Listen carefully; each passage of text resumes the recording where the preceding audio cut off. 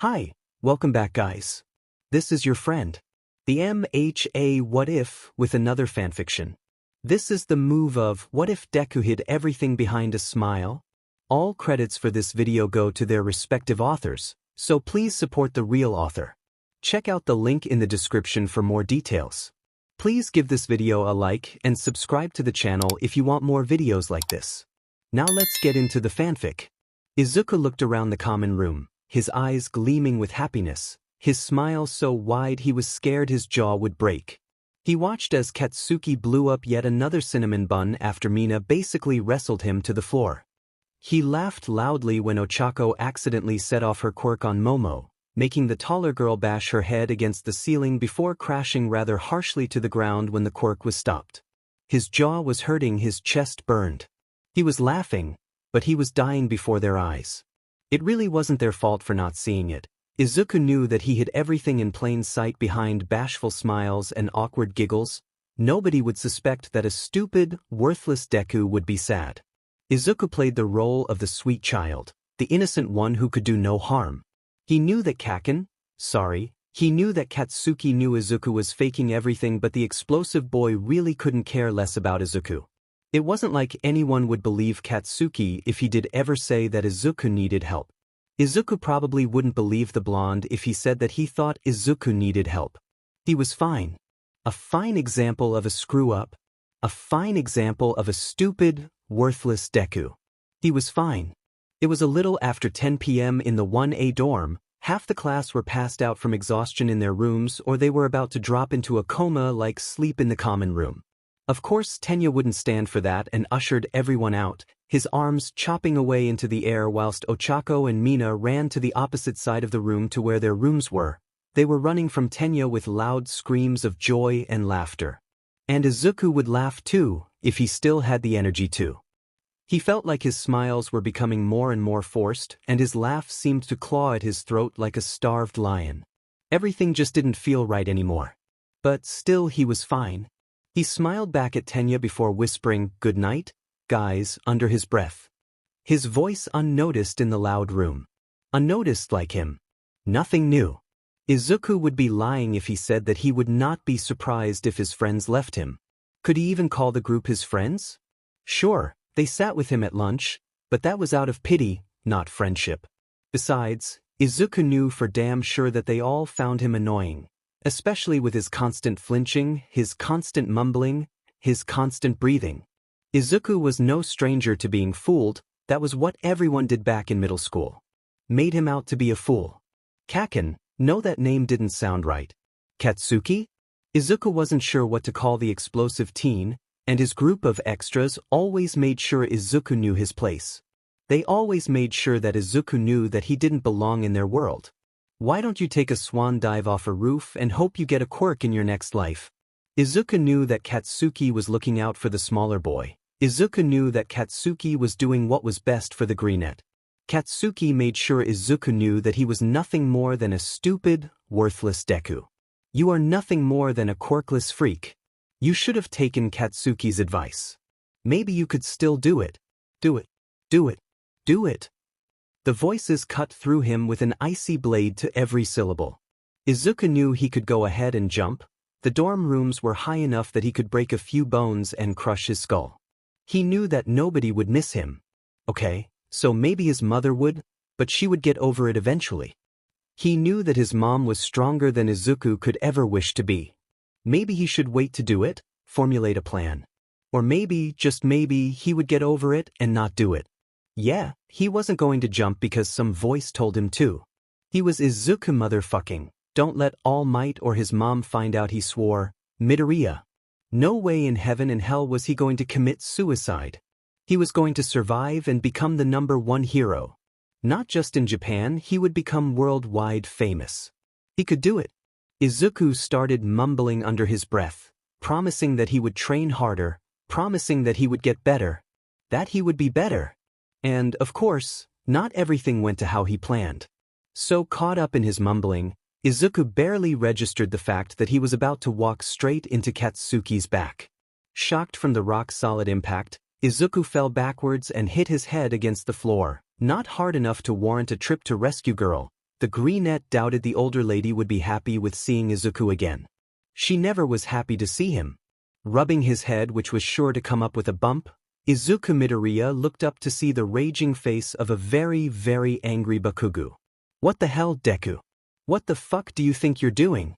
Izuku, like the stupid Deku he was stunned to silence, tears not falling because he couldn't be weak in front of his childhood friend. Being weak just proved how much of a stupid Deku the small teen really weigh. Well, you just going to fucking stare at me like a idiot, Deku? What the hell is your fucking problem? The blonde pulled him to his feet, his explosive hands digging into Izuku's bony wrists. I asked you a fucking question, Deku. I'm so sorry. Please, Kaken. I'm so sorry. Izuku was blabbering apologies out life he was about to be electrocuted to death. Maybe Katsuki would kill Deku. Please. I am so sorry, please. Katsuki dropped Izuku like the smaller boy was nothing more than trash to the teen. Huh, Izuku probably was trash. After all, Katsuki wouldn't pick on the teen for no reason, right? Get the fuck out of my way, stupid Deku, before I punch you straight to hell. God, I always knew you were such a weakling, but this is just sad. You really should have jumped off of the roof when I gave you the stupid fucking idea. Izuku felt the voice come back. You really are a stupid Deku. Stop trying, stupid Deku. You'll never be a hero. Katsuki pushed the small boy harshly into the wall and walked away, leaving Izuku behind as he weakly smiled away the tears and shouted back to Katsuki in a voice that he knew the blonde would ignore. Thanks, Kaken.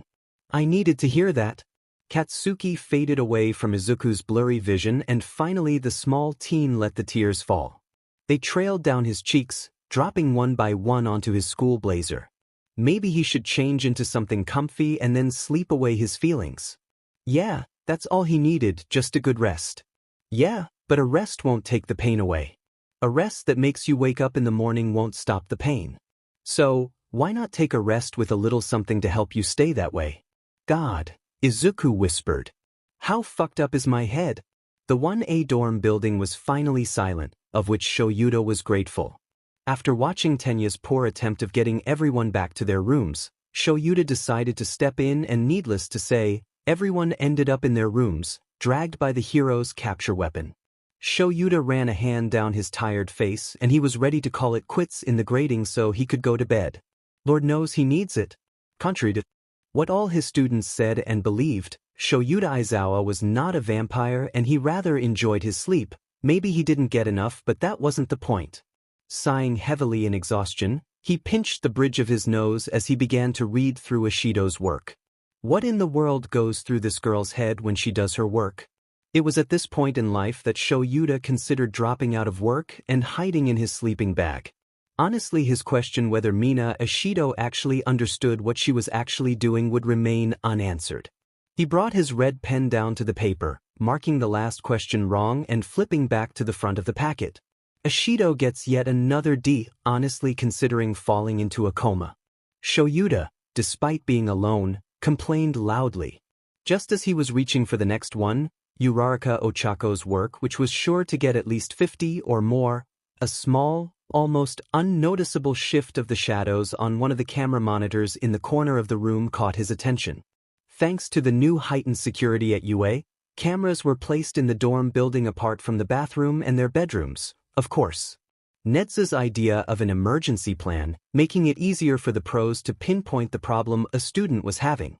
Of course everyone agreed to it and it was, surprisingly, Hisashi's idea to have cameras put in the students' bedrooms if they thought the students' mental health was at risk.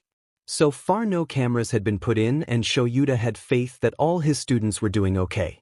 But as the movement continued, he was constantly glancing up from his stack of papers, his eyebrows frowned in confusion.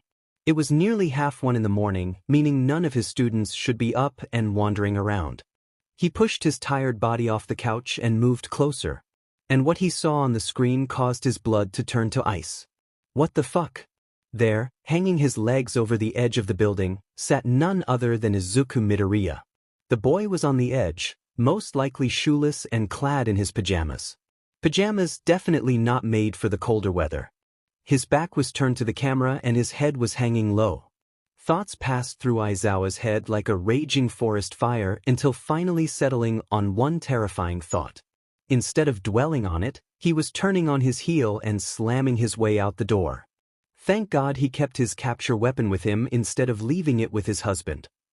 So many questions buzzed through the man's mind. How on earth did Midoriya manage to get onto the roof? How long had the boy been up there? What the hell was going through the boy's mind? In no way was this the first suicide attempt he'd witnessed, but it was still just as disturbing as every single one he had to stop. Never had it once been someone he knew. Never had he found himself having to talk one of his own students away from death. Never in a billion years would Yuta think to find himself in this position. He never wanted it to happen. But here he was. After sprinting to the roof access door, he shoved it open harshly and took the stairs in leaps, skipping over 3 or 4 at a time. It seemed to take a lifetime just for him to reach the top. When he finally did, he was careful enough to simply ease the door open almost silently. Being an underground pro hero really helped him slip by undetected. If he startled the boy too much, it could mean bad things. Very bad things. Stepping onto the rough concrete roof, he closed the door as one normally would, hoping the soft clicking sound would alert the boy of his presence, but not enough to not startle him. It seemed to have been a success as Izuku tensed, hands clenching in tight fists at his sides, his fingernails drawing blood from the force. Yuta fought the urge to sigh in relief and instead, he cautiously stepped forward. His normally unnoticeable footsteps rang loud on purpose, giving a wordless warning that he was approaching. Yuta stopped a few feet behind the boy, reaching up to grab his capture weapon in a tight grip. Should he not succeed in talking the boy away from the edge, it would be used as a last resort to save the boy. Midoriya. It's just me, okay? I'm going to stay here and talk with you for a bit. Okay? Nothing more than that, I promise. Yuta rarely had to deal with this part of the situation. Usually, he was the one to catch the ones that jump. Hizashi was the man that almost always convinced the person to get down. Kizashi was the one who should be up here, but deep down he knew that as much as Izuku loved present Mike, Aizawa was the only voice of reason that would get through to the kid. The only one who could help his student get out alive and unharmed. Izuku shuddered, a sob tearing from his throat. It was a horrid, suffocated sound, as if Midoriya was trying to convince himself that there was no point crying. It was something that Yuta begged he would never hear again from the problem child. The boy's breathing was fast and erratic and his body shook violently in the cold night. Midoriya? Hi, sense. I'm fine. You can go if you want. His voice wavered and cracked and Izuku shuffled forward ever so slightly. Yuta tensed in preparation, but kept a sense of calmness around him in case the young teen did jump. Midoriya, talk to me, kid. This isn't the right choice, and you know that. He paused, mouth tugging down in a harsh frown and brows creasing deeply. He let concern leak into his next words. Izuku, think about it. Please. Despite his words, his concern and worry, the small greenette edged closer to his death. Panic spiked inside Aizawa, but he pushed it away and set his mind on the one task he knew he could do. He would save Midoriya. Izuku. I have thought about it. It's not like I expected you to understand, was the only response he got. The boy spoke louder this time, but still refused to turn around. Sensing that the situation might not turn out in favor of how Yuta wanted, he slowly reached into his pocket and withdrew his phone.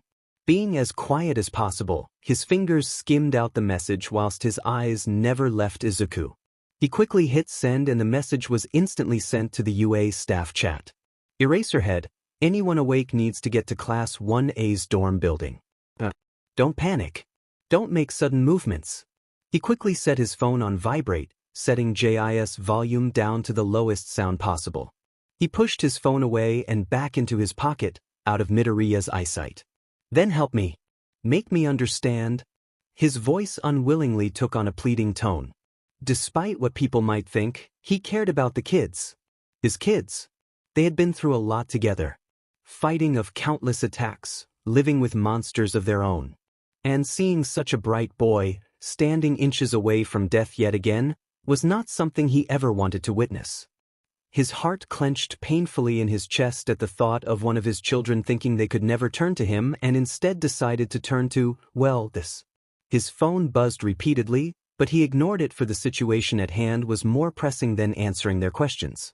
Izuku's body rocked from the force of his sobbing, and despite how close he was to the edge, he never tipped over. He opened his mouth to give a choked-out reply.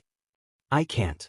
The green-haired kid pulled his legs back over the edge, hunching over himself with his arms gripping tightly around his knees in an almost protective manner.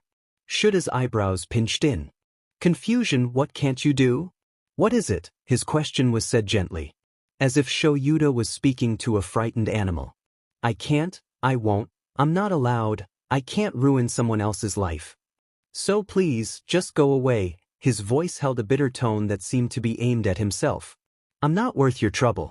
I should have done this a year ago and just gotten out of the way. Hell, I should have done this the day I was born." He sobbed out, shuffling closer to the edge so now his legs hung over the side again. "All Might shouldn't have trusted me. I never wanted this. I never asked for any of this. Please tell him that it's not his fault, it was just too much for me to handle. Too much pressure to be the best. And tell him that I'm not mad at him. Please tell him I'm sorry. I'm sorry for disappointing him, and for being a failure, and for expecting him to be my mentor. There are so many people better suited for this. Just not me. I shouldn't have said yes. I shouldn't be here." Shoyuta had taken the time to click his phone back open and scan the messages as the boy spoke. 13. What seems to be the problem, eraser? Aizawa rolled his eyes. Of course they answered first. 13 always seemed to be the first one to jump at helping others. They were the best at rescuing everyone after all. Ectoplasm, Eraserhead? All Might, why is everyone awake so late? Present Mike, Shoyuta, I'm on my way. Please tell us what's going on. Midnight, you don't think it's another villain attack, do you? All Might, I hope it has nothing to do with the students. They've been through enough as it is. They deserve a break. Shoyuta seemed to feel a closeted rage at All Might. It wasn't like the pro hero knew that Izuku seemed to be up here because of the number one hero. Recovery girl, I swear if that boy of yours has another injury, I'll quit. Nedzu, Midnight, Present Mike and All Might. Head to the roof of the 1A dorms immediately. It seems one of our students is going to jump. Ectoplasm, how'd you know? Nedzu, the cameras. Eraserhead, not All Might. Do not let that man up here. Nedzu, okay, no All Might. Stay calm Aizawa. Snipe, you need us on standby? Nedzu, only recovery girls, the rest of you hold tight for now. 13, who is it sir? Who's the student? Nedzu, Izuku Midoriya. Shoyuta suppressed his sigh of relief. They were coming to help. Who knew when they'd get there? Had they even left yet? But at least he wasn't alone in this anymore. Dragging his full attention back to Midoriya, Aizawa replied. I don't know where or why you think you've ever messed up. You show a lot of potential, Midoriya. You're going to be a great hero. I might not truly understand what you mean when it comes to All Might, but I do know that he adores you. You're like the son he never had. Izuku chuckled out a bitter sound and looked at the sky with pure hatred that didn't suit the small teen's face. Oh yeah, 'cause a father tells their kid they never had that their dreams were fruitless. And then decided to change his mind not even a day later. Oh yeah, what a great father figure. Shoyuta was stumped. What was he meant to do now? The teen may have just confessed his deepest, darkest secret to Shoyuta. The man was at a loss, but he continued to stall the teen as he waited for the others. You know, I see you the same way. Despite everything, you always try your best. You never give up and you never fail to help people. Now that it was out, he couldn't stop. Even as the door behind him opened and closed as silently as possible, Aizawa didn't stop. Kid, please. Trust me on this. Be strong. You are so strong, Izuku. I know you are. You have a right and a reason for being here alive today. Don't doubt yourself after you've made it this far. Please. Hisashi took a step towards his husband, his hand coming up to rest on his shoulders. Shuda's tired, worried eyes shot up and met the sad and confused gazes of Present Mike and Midnight. Present Mike gave Aizawa a concerned frown, nodding his head over to the shuddering form on the edge who had his back to them. Hisashi pulled Aizawa back into a hug before walking forwards towards Izuku, leaving behind his husband and his best friend. You okay, Shoyuta? Midnight whispered, engulfing the man into a tight hug. Shoyuta shook his head no, his eyes never leaving Midoriya. Present Mike stepped loud, making sure his footsteps were rang out enough for the boy to hear. Hey little listener. His voice was quieter than what his student had ever heard. I'm not sure what's going on right now.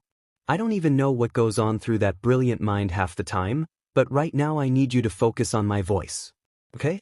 Can you do that for me? A shaky nod was all they saw, but it was enough for them all. 3 collective signs were held back, and in the tense situation, neither the heroes or the students saw the door crack open. Can you turn to me? Just so we can talk, and if your heart is so set on this, then we can walk away. Aizawa and Kayama looked at Yamada with their mouths wide open, a promising look of death if Present Mix's plan didn't work. Izuku's head barely turned, but it was enough to have Present Mix's long blonde hair in his line of vision. Just answer this question, you don't even need to speak if you can't, okay? But do you really want to jump? The air became tense, thick with hope that the boy would walk away with them. It was silent apart from Izuku's heavy breathing, and he wiped away tears as he looked up at Yamada and whispered softly, I don't want to jump. That was it, the tension was cut and relief filled the air. Kayama wiped away her tears and Aizawa slumped his position a little more, but his attention never strained from Izuku, who turned to meet their eyes. It was all going swimmingly, but when did anything ever go to plan? Izuku sucked in a sharp breath and casted his gaze over Aizawa's shoulder, and his eyes locked with all might. It took every ounce of self-control the pro-hero had to not flinch at Izuku's appearance. Heavy bags sat under his bloodshot eyes like bruises. His skin was deathly pale, and fresh tears rolled fast down his freckled, splattered cheeks. All in all, they had never seen him like this. To see a once smiling face so sad. It was jarring to say the least. Everyone turned to see All Might, his bony self looking away from Izuku with something akin to dislike. Present Mike and Midnight looked at All Might with betrayal. If Aizawa thought Yagi shouldn't have been up on the roof, then they trusted Shuta's judgment. Aizawa almost punched the man but quickly sent his eyes back to Izuku. His frozen form. Izuku's eyes grew wide, his breathing stopped and his shaking picked up. At seeing the boy in such a disheveled state, All Might frowned, reaching out a skinny hand as if to pull the boy away from the edge and close to him despite not being anywhere near the greenette. My boy. Although it was a whisper, the 2 words still rang clear across the rooftop. Izuku's head shook back and forth, gaining speed as it all seemed to sink in. He opened his mouth, as if to speak, but nothing came out. Yagi took another step forward, edging closer to the boy, who was so close to toppling over the edge as the number 1 pro-hero stepped inside Izuku's personal bubble. Come no, my boy. Let's get inside before you do something you'll regret. All Might, Aizawa said lowly in warning, pulling the hero back as the kid got more and more scared. Stay away from me. Just stay away. I can't do this. I'm sore dashed his apology was cut off as he instinctively took a defensive step back. Right off the edge. As Midoriya's small body slipped over the edge, time itself seemed to freeze. The world held its breath, and Shoyuta was the first to slip out of it. Izuku! The cry snapped everyone else out of their own shock as they watched Aizawa spring into action, securing the capture weapon around young Midoriya's body as he practically lunged for the edge of the building. The white cloth quickly flew over the edge of the building when Midoriya's weight was added, Aizawa almost falling right behind it. A strong set of hands wrapped around Shuta's waist whilst Midnight helped stop the falling boy from crashing against the harsh ground. Everything seems to still. They all held their breath for a moment. The deafening silence was only broken by the distant sounds of Midoriya crying, trembling where he was, mere feet from the ground. Aizawa forced his scarves to return, his body shaking in pure fear, bringing his student up with it. The pros that held tightly to him helped pull his own body back over the edge. A few excruciating seconds passed before the boy was back safely on the ledge, gasping out harsh sobs, his body rocking violently from the force of each one. The second his capture weapon had fully retreated, Shoyuta practically threw himself at the teen, pulling him into a safe embrace whilst tears of his own fell. Aizawa pushed his head into Izuku's messy curls, rocking the smaller teen backwards and forwards, not caring one bit that his student was crying in his lap. The two stayed that way for a while, everyone calming themselves from the adrenaline-induced panic. Realizing they were still close to the ledge, Aizawa practically dragged them both back, scooting across the roof with a new purpose towards the fire exit. At this point, Izuku was hyperventilating. The shock of it all had caught up to him, and the gravity of the situation seemed to slam down on his soul with a crushing weight. Aizawa pulled his face away from forest green curls, and he stared up at the other three people on the roof. All Might was crouched next to them, hand hesitating behind Izuku's back. His sunken eyes were brimming with tears, mouth turned down with sadness, and Aizawa glared at the hero, fighting the urge to knock the man out. Yamada stood back a little from the group, hands tangled in his long blonde hair, twisting and pulling at each strand painfully. He was disheveled, tears falling from his eyes that he didn't bother to wipe away. His gaze remained locked on the rooftop.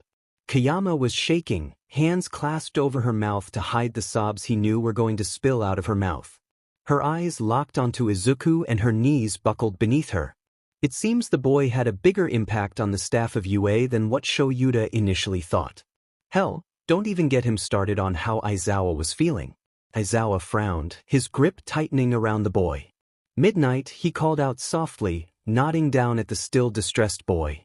Her brows pinched in confusion, her tears seeming to stop falling. It wasn't long before a look of understanding passed, and she stepped closer, lowering herself in front of the boy. Aizawa pulled Midoriya's head up gently, wiping away the teen's tears with his scarf. Midnight pulled her sleeve back the second his head was lifted, and she released her quirk quickly.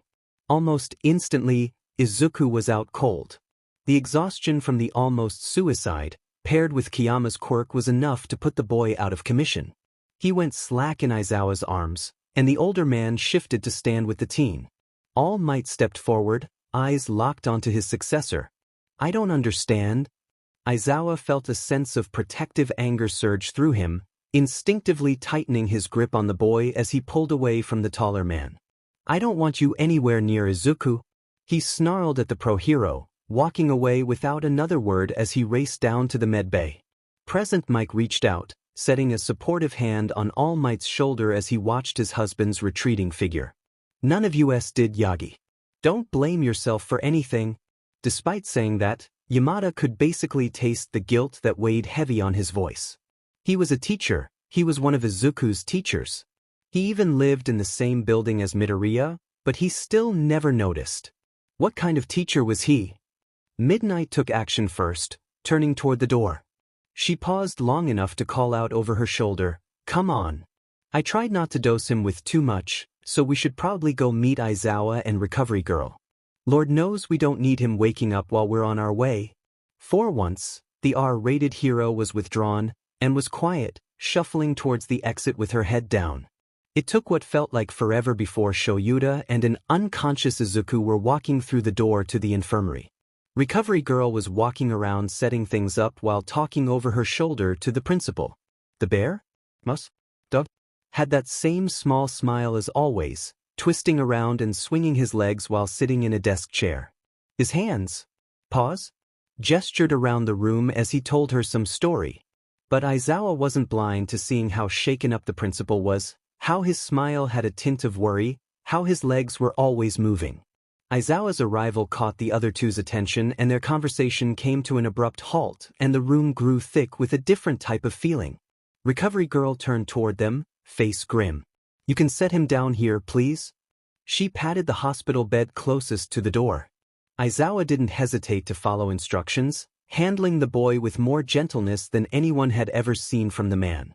Once he was sure the boy wasn't going to slip off the edge of the bed, he stepped back and slumped into the seat next to the bed, hand drifting to his eyes where he rubbed the tears away. He felt his shoulders drop as all tension finally left his body. Looking at the boy, laying safely in the hands of a medical professional, was reassuring to say the least. The light pattering of footsteps sounded through the room as Kaio hovered over Midoriya, making sure everything was okay with him as she dosed him up with anesthetic and covered him in light knitted blankets. Excuse me? Recovery Girl? I don't want to be a bother, and you can say no if you want, but do you think I could get a different blanket? It's okay if you say no, I was just wondering. Past Izuku had said to her, his hand bandaged up and his eyes closed in defeat. Of course, my dear. What kind? Knitted, please? It's just, my mum used to get me a knitted blanket to sleep with. It's silly, you don't want to hear about it. It was that day that Kaio had decided to protect the boy at all costs. Tell me all about it, I've got nothing better to do. Her meeting with Nezu could wait, she wanted to know more about her frequent visitor. A fuzzy hand? Paw? Appeared on Shuta's leg and he turned his head to see his employer look deep into Aizawa's eyes. Slowly but surely Shoyuta pulled Nezu into an exhausted hug and the principal buried himself into Aizawa's scarf, his paws rubbing reassuring circles into the tired man's back. You did good, Shoyuta. Nezu looked over at the sleeping teen. He'll be all right, I know it. He's strong, Shoyuta. We were lucky tonight, he's going to be just fine. The tired teacher sighed heavily, watching his student with concern. The boy looked peaceful in his sleep, as if the almost suicide never happened. A skeleton hand set itself on Aizawa's shoulder. He didn't have to turn in order to know it was All Might. We'll help him, Aizawa. He's going to be okay. I don't want you to go near him, Yagi. Understand me? Aizawa shrugged the hand away and focused his attention on the boy in front of him. And as he watched Chio Shizenji take a step back, gazing at the boy with an adoring hope lining her vision, he could believe that was true. He watched as Nezu left to make a phone call, most likely for Inko Midoriya, and something pulled at Aizawa's heart as he thought about how Inko would take the news. He watched as Midnight and Present Mic crowded around the bed, staring down with sadness at the small teen. Sure, he would get better, but at what cost would it take for him to get there? If anyone ever looked inside Izuku's head, they would expect to see rainbows and smiles everywhere. They would expect to see every positive thought that reflected into the boy's smile. At least, that was what was expected of the boy, but now that the teachers of UA knew about Izuku's suicide attempt, they were more concerned about what roamed the darkest parts of the Greenette's head. If this boy had gone so long without showing that there was something wrong, who's to say that his mind was not going to be a messed up place? Of course, if anyone asked Izuku about what was going on in his head, he would just smile and say something about how cool heroes were, or he would say something like, thinking about how to improve my essay for Mr. Aizawa. That boy would never let anyone see through his perfect front because once he was behind closed doors, his facade would shatter like glass and his smile would crack into the most wretched howls of pain. But it wasn't anyone's fault to blame but Izuku's, right? Yeah, he'd always known something was wrong with him, ever since he was born. He was such an odd child, his father would say so. His mother, bless her heart, would always defend Izuku. My baby girl is just special. But I'm not a girl. I'm not. It wasn't Inko's fault for not noticing sooner. It wasn't like Izuku could just say to his mother, hey, I'm not Izuka. I'm actually Izuku and I'm your daughter. Deep down Izuku knew that he wouldn't be accepted as who he truly was. So he put on a facade, something to cover himself up like a dark shadow of protection. And he played the role perfectly.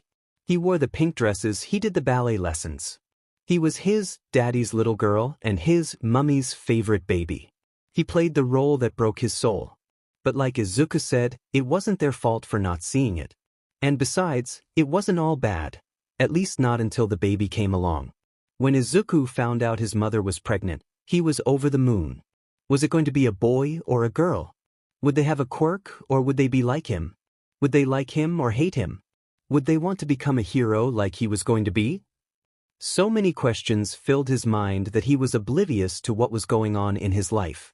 So, stupidly naive to see the bigger picture. The broken family. He would understand later in life that his father, never his dad, wasn't a nice man. That he wasn't a nice partner, never a husband. Later on Izuku would see how his father would bend his words, twist and turn them into small white lies that bounced around in the air. Lies that suffocated the family unknowingly. When his little sister was born, that was when the perfect picture family broke. That was when the framed image of a perfect husband and wife turned into the most toxic duo. It was the day his sister came into their life that she ruined everything. Izuku never blamed Mei. It wasn't a baby's fault that they needed to be fed. It wasn't a baby's fault that they needed attention. Izuka, there's some soup left in the fridge, heat it up for yourself whilst I look after your sister. His mother grumbled. It seems like I'm the only one around the house who will do shit. Izuku never blamed the women for her stress. After all, her marriage was hanging on loosely by a drunken thread. Her husband was working later than normal, staying away from his tired wife and his quirkless kids. Her husband had more mistresses than he had beers, and he had a lot of them. Izuku could remember the first time he saw his father come home late. His mother passed out in the other room with Mei asleep in her crib. Izuku must have been 6 at the time, a bright smile with one missing front tooth. Kaken had helped him lose it. The blonde punched it straight away from the gum and Izuku ended up swallowing it. Kaken was such a good friend. But the young Midoriya watched his father stumble through the door, kissing a woman with a silver dress on. He hands in his hair, his hands on her hips. Why was daddy touching her? Why was she here with him?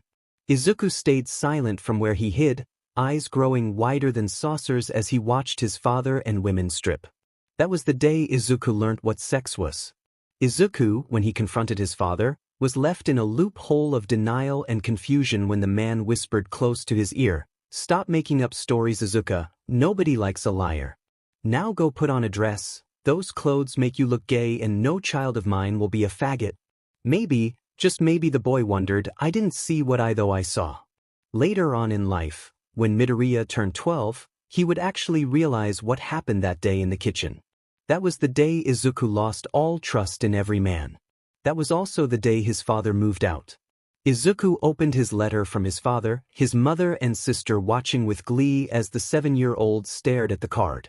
His name was spelt wrong, Izuek. His age was wrong, 6 years old.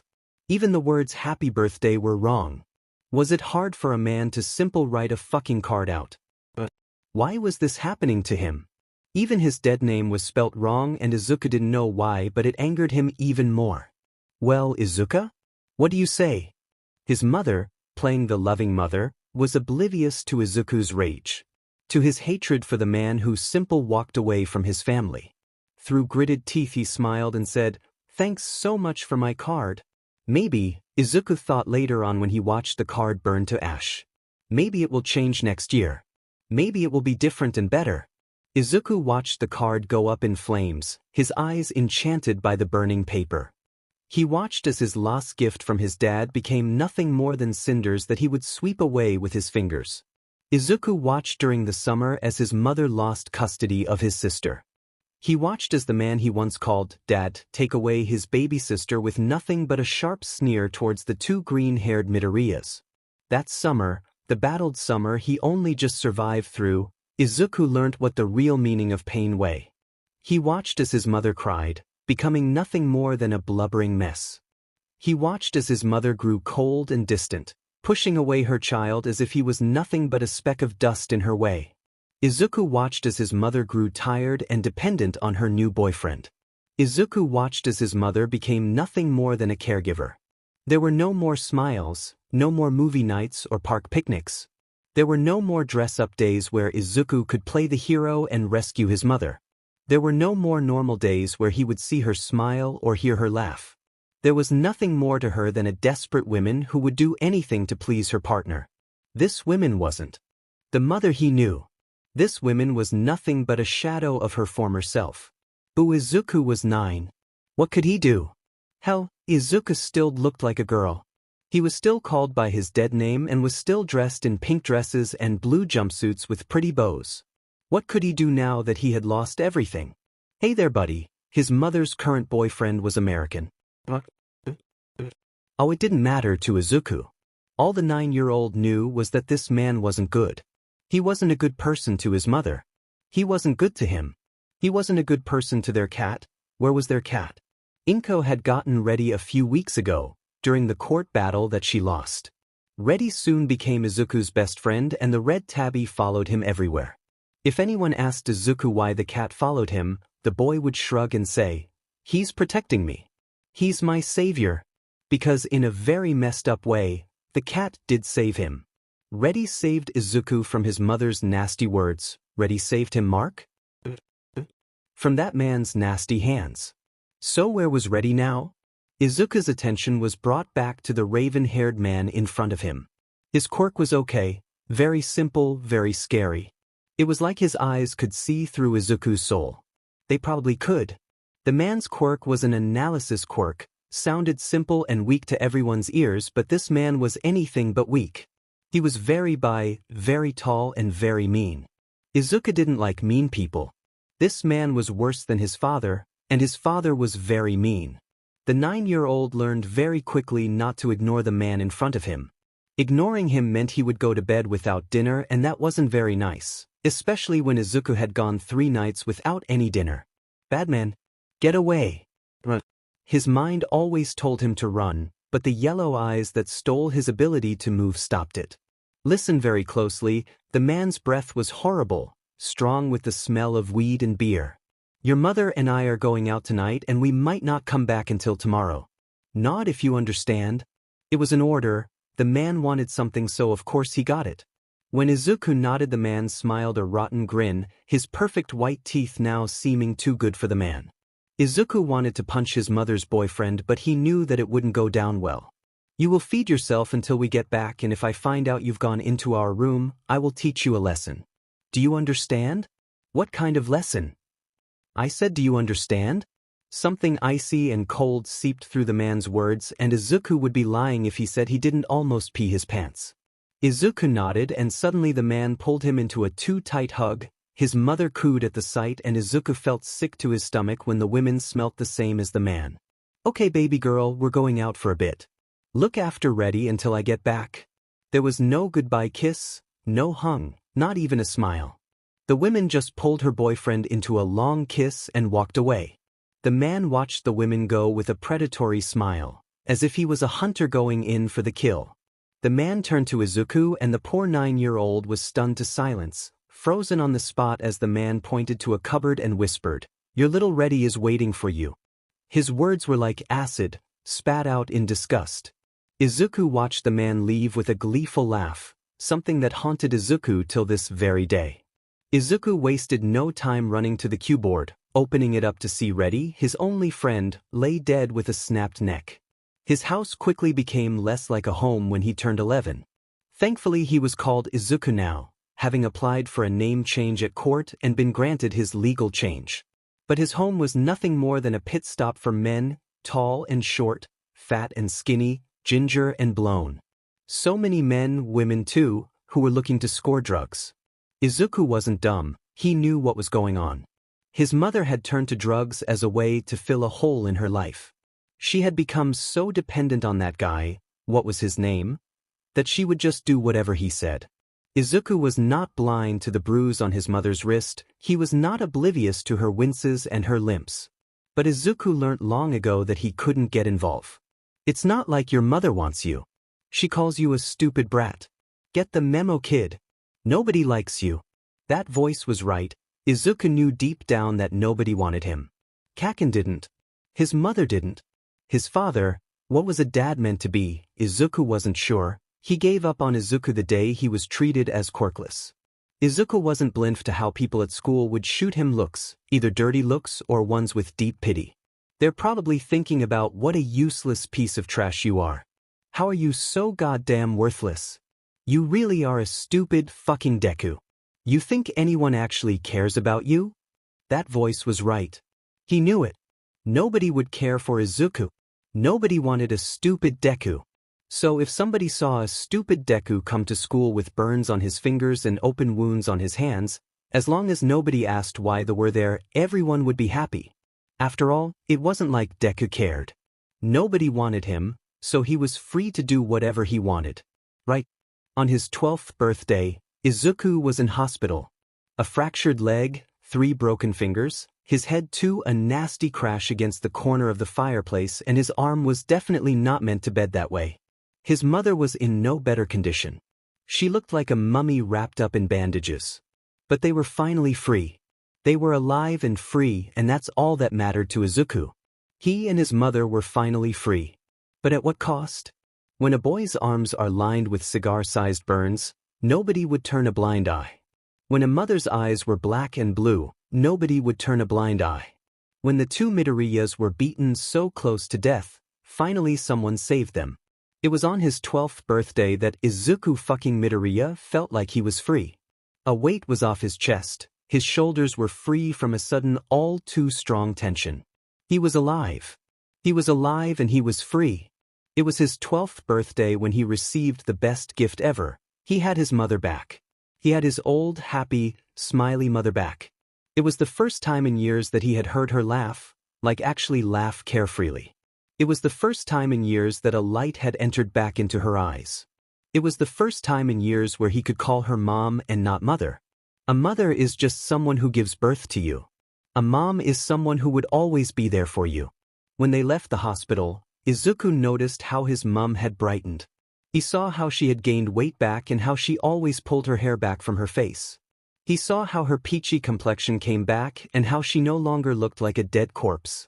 Izuku saw his mom, the woman who would protect him till her dying day. He was finally happy at the age of 12. They moved into a 2-bedroom apartment, not much furniture and further from their old life. They adopted a therapy kitten called Blossom. They finally built up their relationship, and despite what the voices said, he was happy with what they had now. He didn't care that Kaken told him to die every day. He didn't care that his fingertips were scared or that his ribcage jutted out a little too much. He didn't care that he wasn't like everyone else. He didn't give a single fuck because he was finally free of everything. He was finally himself again. They were both survivors. He survived and he wouldn't stop until he dropped dead. He was Izuku fucking. Don't let his mom find out, he swore, Midoriya. And nothing was going to bring him down. So when people wondered what was going on inside Izuku's head, the boy controlled his filch, hid his anxiety and smiled brightly. His mind was full of locked memories. It was a battleground with suicidal voices. His head was at war with his heart, and the boy was losing hope. But nobody needed to know. It wasn't like anyone actually cared. He was just a Deku. A stupid, worthless faggot. He was nothing but a mistake. He was just a Deku. Nothing else. Warning. Use of dead name and some transphobic language. Don't say I didn't warn you. Chapter text. Izuku, like the stupid Deku he was stunned to silence, tears not falling because he couldn't be weak in front of his childhood friend. Being weak just proved how much of a stupid Deku the small teen really weigh. Well, you just going to fucking stare at me like an idiot, Deku? What the hell is your fucking problem? The blonde pulled him to his feet, his explosive hands digging into Izuku's bony wrists. I asked you a fucking question, Deku. I'm so sorry. Please, Kaken. I'm so sorry. Izuku was blabbering apologies out life. He was about to be electrocuted to death. Maybe Katsuki would kill Deku. Please. I am so sorry, please. Katsuki dropped Izuku like the smaller boy was nothing more than trash to the teen. Huh, Izuku probably was trash. After all, Katsuki wouldn't pick on the teen for no reason, right? Get the fuck out of my way, stupid Deku, before I punch you straight to hell. God, I always knew you were such a weakling, but this is just sad. You really should have jumped off of the roof when I gave you the stupid fucking idea. Izuku felt the voice come back. You really are a stupid Deku. Stop trying, stupid Deku. You'll never be a hero. Katsuki pushed the small boy harshly into the wall and walked away, leaving Izuku behind as he weakly smiled away the tears and shouted back to Katsuki in a voice that he knew the blonde would ignore. Thanks, Kaken. I needed to hear that.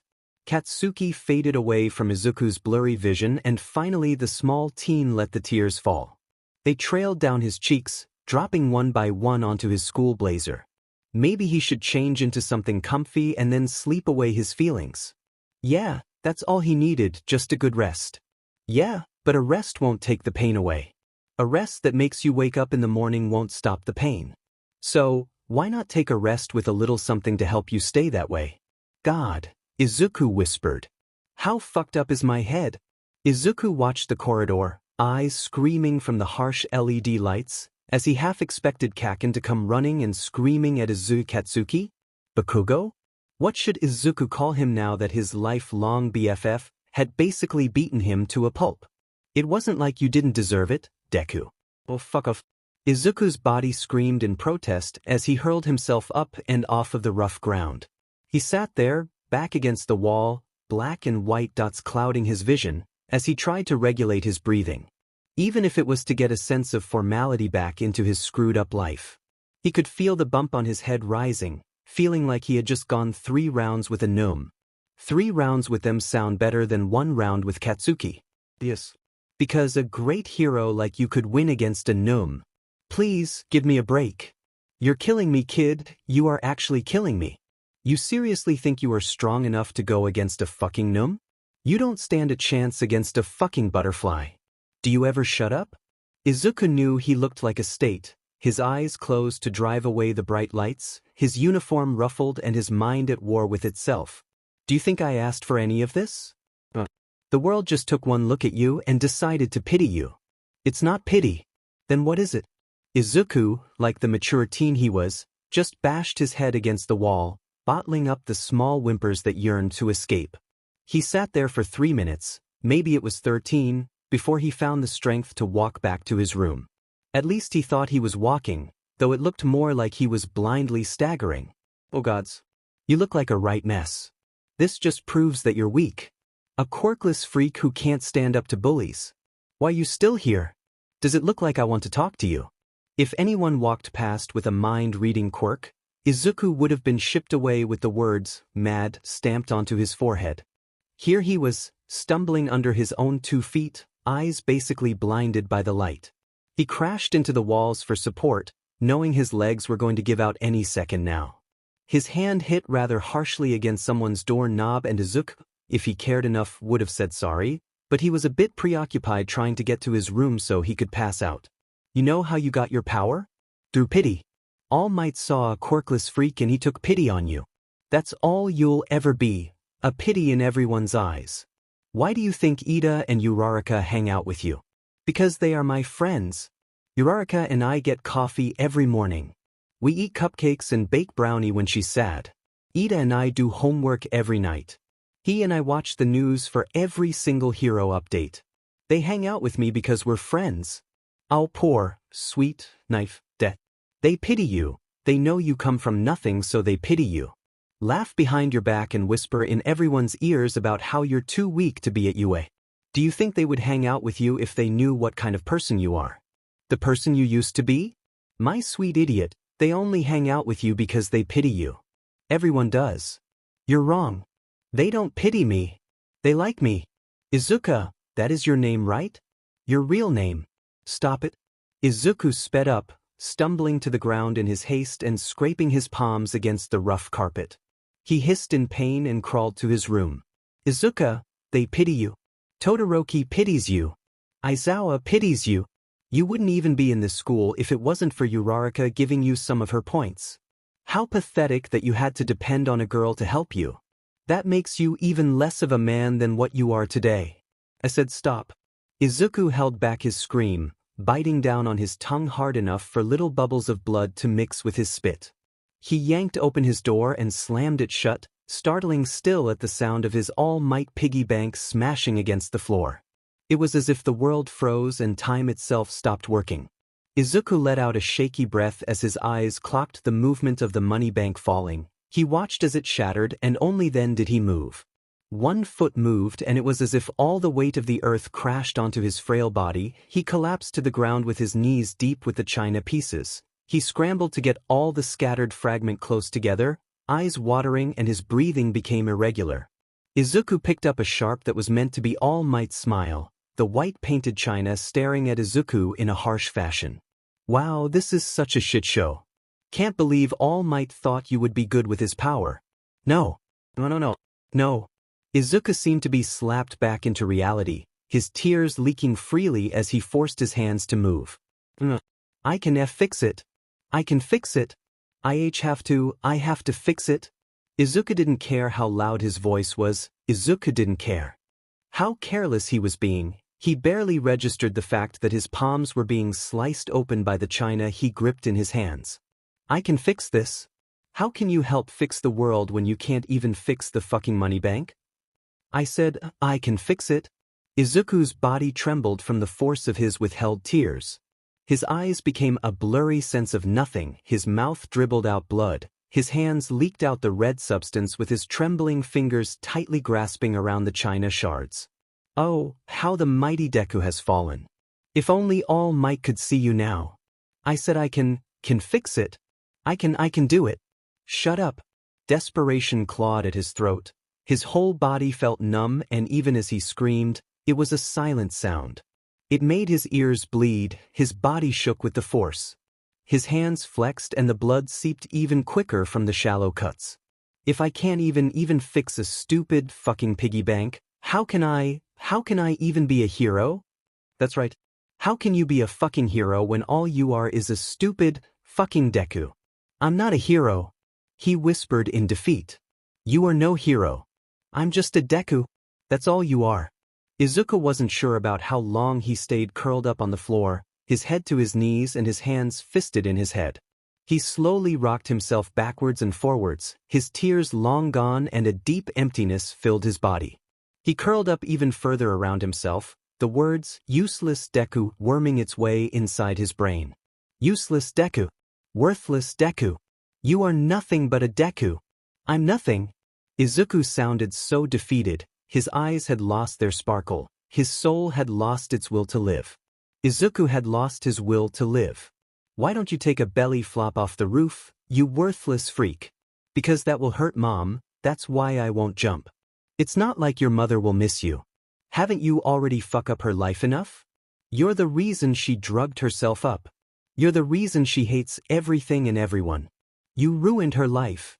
You should ruin your own. I can't. He sobbed out. I can't do it. Izuku knew he looked pathetic, whimpering on the ground as his own blood pooled from his mouth and hands, his knees barely dented from where he knelt. He crawled his way into the restroom, his hands leaving blood puddles across the tiles with each movement he made. Izuku rested his head against the toilet seat, the cool plastic lid eased his head. I'm weak. He brought himself up with his struggling hands, his own weight fighting against him as he turned on the faucet. I'm fake. He watched as the water slowly filled up the sink, his blood dripping from his hands and mouth, swirling around and changing it into a pinky color. I'm nothing. Izuku's eyes reached his reflection, cold eyes staring back into his dead reflection. His hair was clumped together, his curls that were fresh just this morning were tangled and knotted. His cheeks were blush red, stained by his tears that had stopped falling a while back. He rubbed harshly at his cheeks, wiping away the stray tears whilst spreading blood across the flushed skin. He growled in aggravation before finally looking at his eyes. His dead eyes. What were once pools of emerald and gold were now empty and cold. They had lost their sparkle and instead gained a sort of dullness. Heavy purple bruises were showing under his eyes and he looked dead on his feet. Funny. To think I could actually bypass as a normal kid and not it? Izuku was stumped for words. What was he? A quirkless nothing. A Deku. The female. That's what you are, am I wrong, Izuka? You stole someone else's gender. You stole All Might's power. You stole someone else's place at UA. Izuku hung his head in shame. He couldn't help but agree with the voice. His voice. Gods. Have I gone insane, or have I always been this way? Izuku pushed himself away from the sink and grabbed a spare change of clothes, some stupid hero pajamas, summer pajamas that he really shouldn't be wearing in summer. He just couldn't be arsed to change into something comfy. Using all his strength to stay upright as he walked back into his room. The air seemed colder, thicker. The room was smaller and wherever he turned, All Might was there. His smile tormented Izuku, the wide grin was meant to reassure everyone, meant to say, don't worry. I am here, but all it seemed to do was rile Izuku up. All Might will never accept you, Izuku. To him you will always be the helpless boy who he took pity on. He doesn't want you to have his power. Fucking hell. His whole body shuddered with the force of the words. Stop smiling. Stop looking at me. His throat was raw and numb, his hands trembled and his eyes pricked with tears again. I can't stand you. His hands ripped at the posters on his wall, his fingers clawed at the hero's smile. His eyes were set into a harsh glare as he stared at his mentor, at his hero. He smashed his All Might mug, cracked his All Might phone case. Anything that once had the man's smile on was broken and smashed. Anything that once resembled the man was now scattered across the room and now, well, now, the man was nowhere to be seen. All Might was untraceable and was now nothing but torn-up memory. He glared at the ground, his chest heaved, and if this was a cartoon, Izuku knew that there would be steam flowing out of his ears. He was livid, blinded by anger before his eyes landed on a cracked photo frame beneath his foot. The glass protested under the movement, crunching as Izuku shifted his weight and picked up the shattered frame. He wiped away the glass with a swift movement of his fingers, ignoring the fact that the glass swiped his fingers open in small, shallow cuts. It was an image of him and his mother, laying side by side with his head resting on his mother's chest. They were in matching onesies, Present Mike limited edition with Present Mick's face on the back. He and his mother had saved up for weeks just to get them, and he remembered the first time they wore them. They practically lived in those onesies for a whole week. Izuku laughed rather wetly at the memory. He could picture his mother cooking in them, and the thought should have brought a smile to the younger Midoriya's face. It really should have. But Izuku frowned, trying to find a way be happy like that again. He searched his brain, racking through each and every memory, but he couldn't find one that didn't have a fake laugh or a pretend smile. Maybe he just couldn't smile like how he used to. Maybe you don't deserve to. Maybe he should just give up. You definitely should. But how would he give up? Drink yourself to death. I don't think anyone keeps booze at school. Try again. Cut yourself to death. With what? Safety scissors? Please, give me a break. Starve to death. That'll take at least 3 weeks. You know, for a suicidal voice, you're not really good at your job. Fucking jump off a building then, just kill yourself. Just kill myself, Izuku scoffed. You sound like I haven't tried it before. He rolled his eyes before dropping the photo to the ground again in shock. Wait a second, go back and repeat what you said. What? Kill yourself? No, the other thing. Jump off a building? I can fucking jump off a building. Izuku was sure he sounded like a crazed maniac. But how? How can I jump? Climb up and out of a window. Take a running jump. Do what your bestie Kaken said. Take a swan dive off the roof. Fuck you. He growled out, his voice hoarse and rough, yet his body moved on his own accord. Like hell I will. He was already halfway to the window. I'm not gonna kill myself 'cause some voice said I should. He was opening up the window, letting in the cold night air that slapped him back into reality. Do it. He was halfway out the window, grabbing onto the loose bricks as he made his way up to the roof.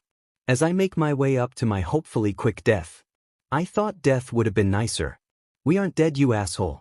We're knocked out.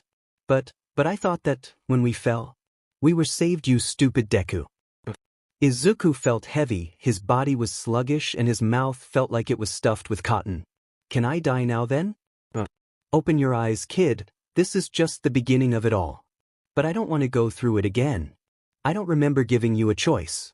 It's gonna take a lot more than some knockout drugs to keep me from fucking shit up. Someone has to tell the boy. He deserves to know. You can't keep it from him, Shoyuta. Izuku rolled over in his sleep, a distressful sigh escaping his lips as everyone watched and waited with bated breath for the boy to wake up.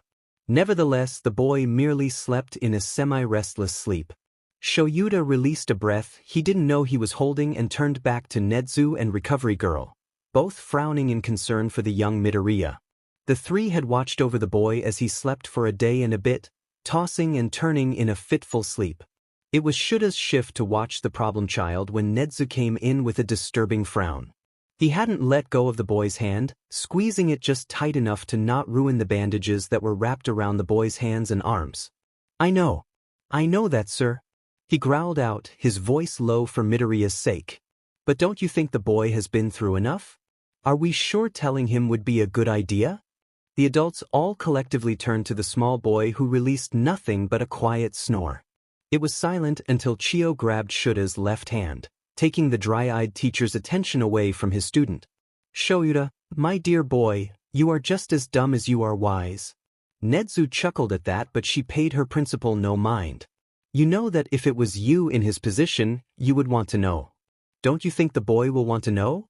You can't keep him in the dark. Shoyuta grumbled at that, his head hanging low and his hand never leaving Midoriya's. You're not nice when you play dirty. He instead said back, already knowing that she was right. Midoriya deserved to know. He would prepare for the boy's outburst. He had to for the kid's sake. After all, the boy had been kept in the dark for so long about his power, something that had manifested in the kid after eating a hair. A bloody hair. He tried to commit suicide from the stress of living up to All Might's legacy. He looked down at the boy, his poor, stupid problem child. The teen's hair was greasy, green curls tangled together and darker in color. His hands had been bandaged. Recovery Girl's powers could only do so much after everything his body had been through, all the stress, all the pain, all the anger. Her power knocked him out, his energy being used to keep him alive rather than healing his fresh wounds on his hands from practically hugging the china in his grip and from digging his nails into the wounds, yet again leaving crescent-shaped scars. In his sleep, Midoriya looked at war with himself. His mind and heart battling for control, and poor Midoriya was stuck in the middle. He was stuck, and Shoyuta wasn't sure if he could find his way out alone. So Aizawa made a promise to himself, to Izuku as well, that he would help the boy no matter what. He would stand by Midoriya and help the kid to get back up on his own 2 feet. It was his job as a teacher to help his students, but it was also his job as a carer to help the younger generation. He made that promise when he adopted Eri. He would keep that promise till his dying breath. He's helping Eri, and now, by extension, he would be helping Izuku until the teen found his way past his current breaking point. And sure, there would be bumps in the road, there always is, but he wouldn't leave Midoriya's side. He looked back down at the boy, frowning deeply as he thought about how he could break the news to Izuku. No matter which method he took, it would always end badly on Midoriya's behalf. There was no changing that. No matter how many times Aizawa thought about it, it was going to end badly for them both. He just hoped that it would get easier on Midoriya as the days passed over. Shoyuta looked back at Nezu and Recovery Girl, a sad smile on his face as he let go of Midoriya's hand. If we are going to tell him, then we shall do it at a steady pace. He deserves to know, that is true, but it should be broken to him gently rather than how many others would break the news. He stared deep into Nezu's eyes, fixing his employer with a sharp glare that lacked any real heat. You will do your best to keep Yagi away from Midoriya, understand me, sir? All Nezu did was smile his all-knowing smile and nod at the teacher's request. My dear Shoyuta, I shall agree to your not so kindly put request, but I expect an explanation as to why you decide to keep the mentor and mentee apart. Agreed? Fine. Shoyuta turned his back to his other staff members and instead watched the boy who frowned deep in his slumber.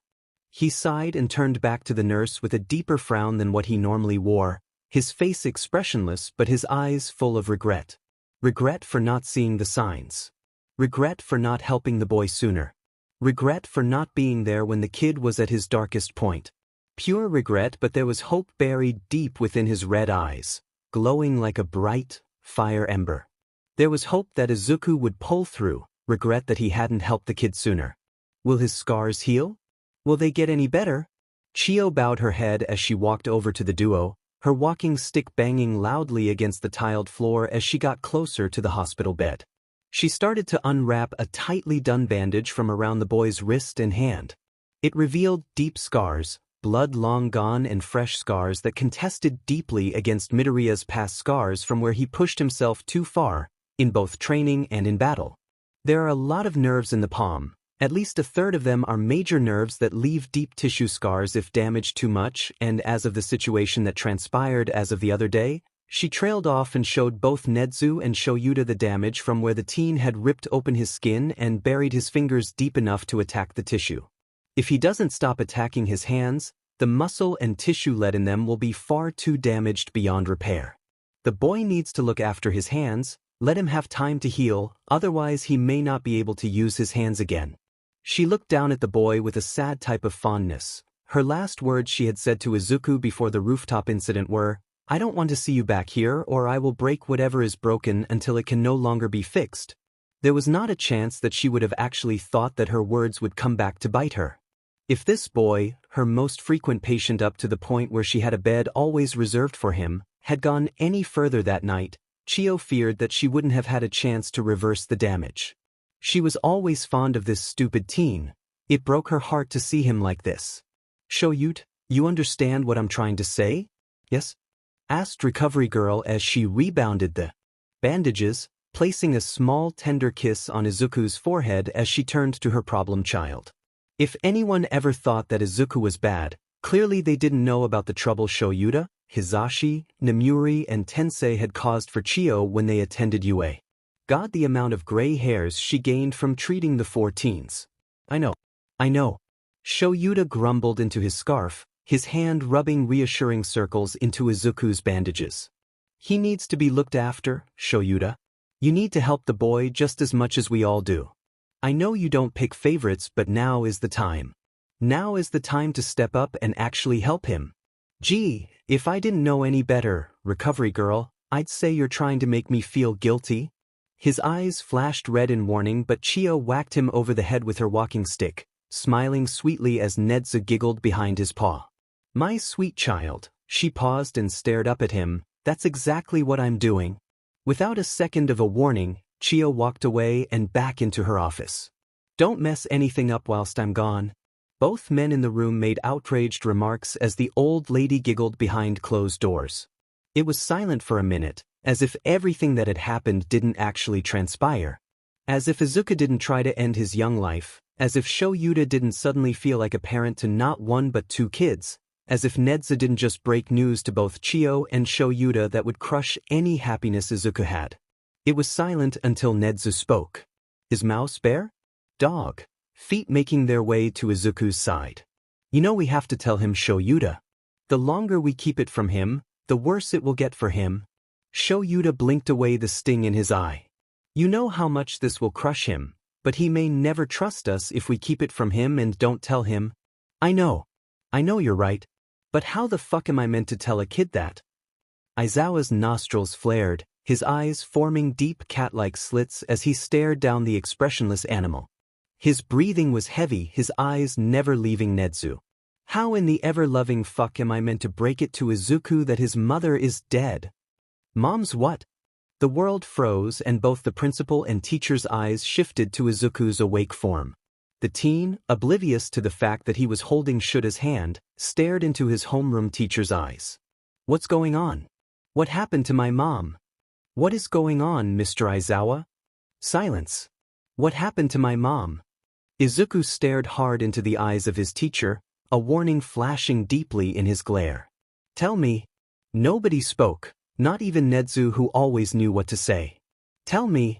There they sat around Izuku, Aizawa and Nedzu whilst Chiyo changed his bandages and checked his vitals. 3 minutes had passed, but it felt like an ice-cold hour.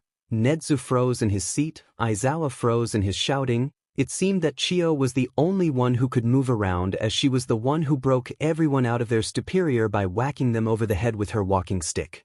Will someone just tell the boy, for crying out loud? Chiyo said, smacking the 2 men on their arms as she walked past them. Honestly, I'll tell you what, Izuku, how these 2 managed to become teachers here at UA, I'll never know.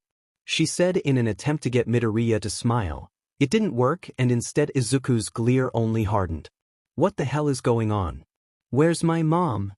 No one answered him. Tell me. Izuku's breath grew heavier, his nostrils flared and tears pricked at the corners of his eyes. Tell me.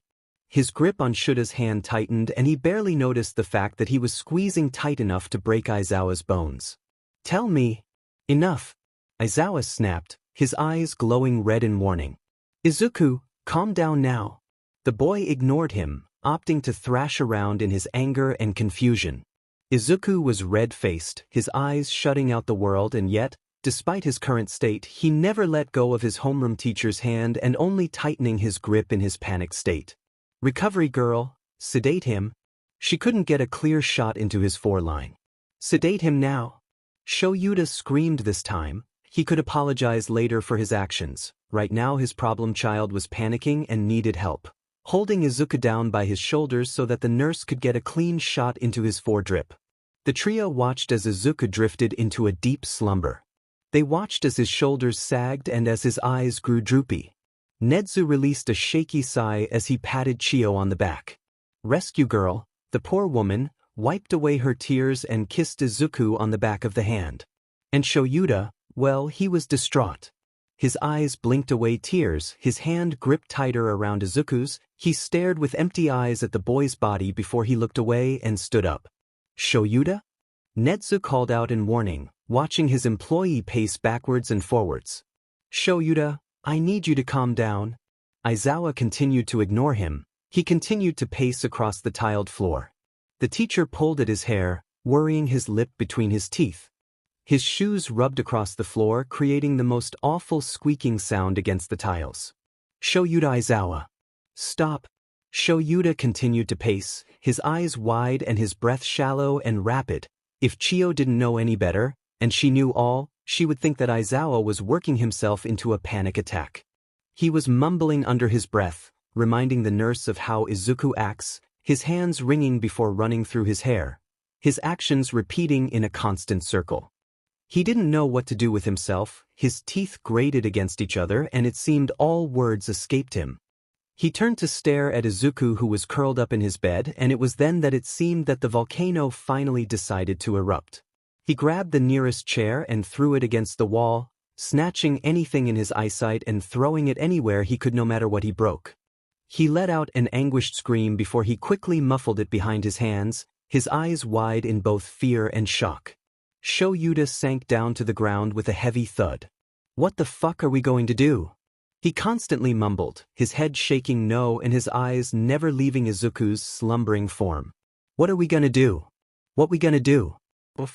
He barely registered the fact that Netsu ran to go get someone, probably Hisashi. I broke my promise to the kid. I promised I'd protect him, that I'd help him. I broke it? Shuta's mumbling never ceased, it sped up and slowed down, it continued like the ticking on a clock. Present Mike, always the one to come running like a prince in shining armor, only this armor was leather, scooped Shoyuta up in a tight hug. I got you, baby. It's okay, I'm here now. It's okay. It's going to all right, okay, baby? I got ya, I'm here. Hisashi whispered into Shuta's hair, running his hands up and down his husband's back, pressing a kiss to Aizawa's head every few seconds he got the chance. I've got you, Sho. I've got ya and I'm not letting you go. They stayed like that for a few minutes, 15 in case anyone really needed to know, before the tired heroes parted from each other. Hisashi laid one final kiss on his husband's head before finally speaking. Okay, baby. Can you tell me your name? We really do not need to do this? Hisashi glared at his husband until he finally caved. Shoyuta Aizawa Yamada. Happy? He asked with a raised brow. Isn't that obvious by my smile? Hisashi asked with the most serious expression that broke. Within 3 seconds, leaving the man uncontrollably laughing. He calmed after a few seconds and smiled softly at his glaring husband. Okay, do you know where we are? We're at UA, in the med bay, on the ass-numbing floor. Can we please get up cause my legs feel like jelly? And I could really punch you in the nose right now. Is any of this necessary? Hisashi flicked Shoyuta on the nose but happily pulled the man up off the ground, smiling sweetly as they walked arm in arm to Izuku's bed. Yes, this is very necessary and you know it is, Shoyuta. You had a panic attack on the floor or this place. Of all places you chose this place. Babe, you know how much I hate the med bay. Oh shut it, it's not my fault. The couple, now entangled with each other on the chair by Izuku's bed, chuckled lowly before the atmosphere grew tense, grew so suffocating that Shoyuta took a shaky breath to stabilize himself. You want to talk about it, Sho? Hisashi looked down at his husband, his idiot husband that just couldn't catch a break, who wrangled himself out of the hug with a deep sigh. Oh come on, Shoyuta. The more you keep it buried within your brain, the more it will ling in your heart. Ooh, that one's new, who told you it? Your mother? The waitress at the cat cafe? Shoyuta snorted at his husband. I'm being serious, Hisashi, where'd you hear it? 'Cause I know that one's new. Can't you just believe that I have such a creative mind that I can invent such inspiration on the spot for my darling hubby? Hisashi fluttered his eyelashes, pouting at his husband who raised an eyebrow. Now, Hisashi prided himself on not being a weak man, but when his husband didn't break the silence, well, he broke himself. Fine. The lady at the flower shop told me that when I cried over the roses, he said with a pout. But they are words to live by. He offered at the last second. Ah, allergies. He said knowingly. They suck, don't they? Aizawa smirked, happy for the distraction. Hisashi, your mind is many things, but it's far from the brilliant and full of inspirational quotes I could find on Google. It was said with love, that's all that counts? Hisashi said with a huff, taking his husband's hand in his. But, Shoyuta, on a real note, we need to discuss what, how and when we tell him. Before you ask, Nedzu told the staff. Aizawa nodded in understanding. It was a logical choice that the staff deserved to know. And then there's the question about how we're going to tell the students about Midoriya. I've already had Ida and Uraraka ask about him during yesterday's homeroom. I had the same issue, as did Namuri, but we also had Todoroki, Kirishima and, surprisingly, Bakugo. Although I know they are concerned for the green bean, I also know that Midoriya deserves to have some peace in his life. It's just a shame that the boy is suffering so hard. He deserves this. We owe this much to both him and Mrs. Midoriya.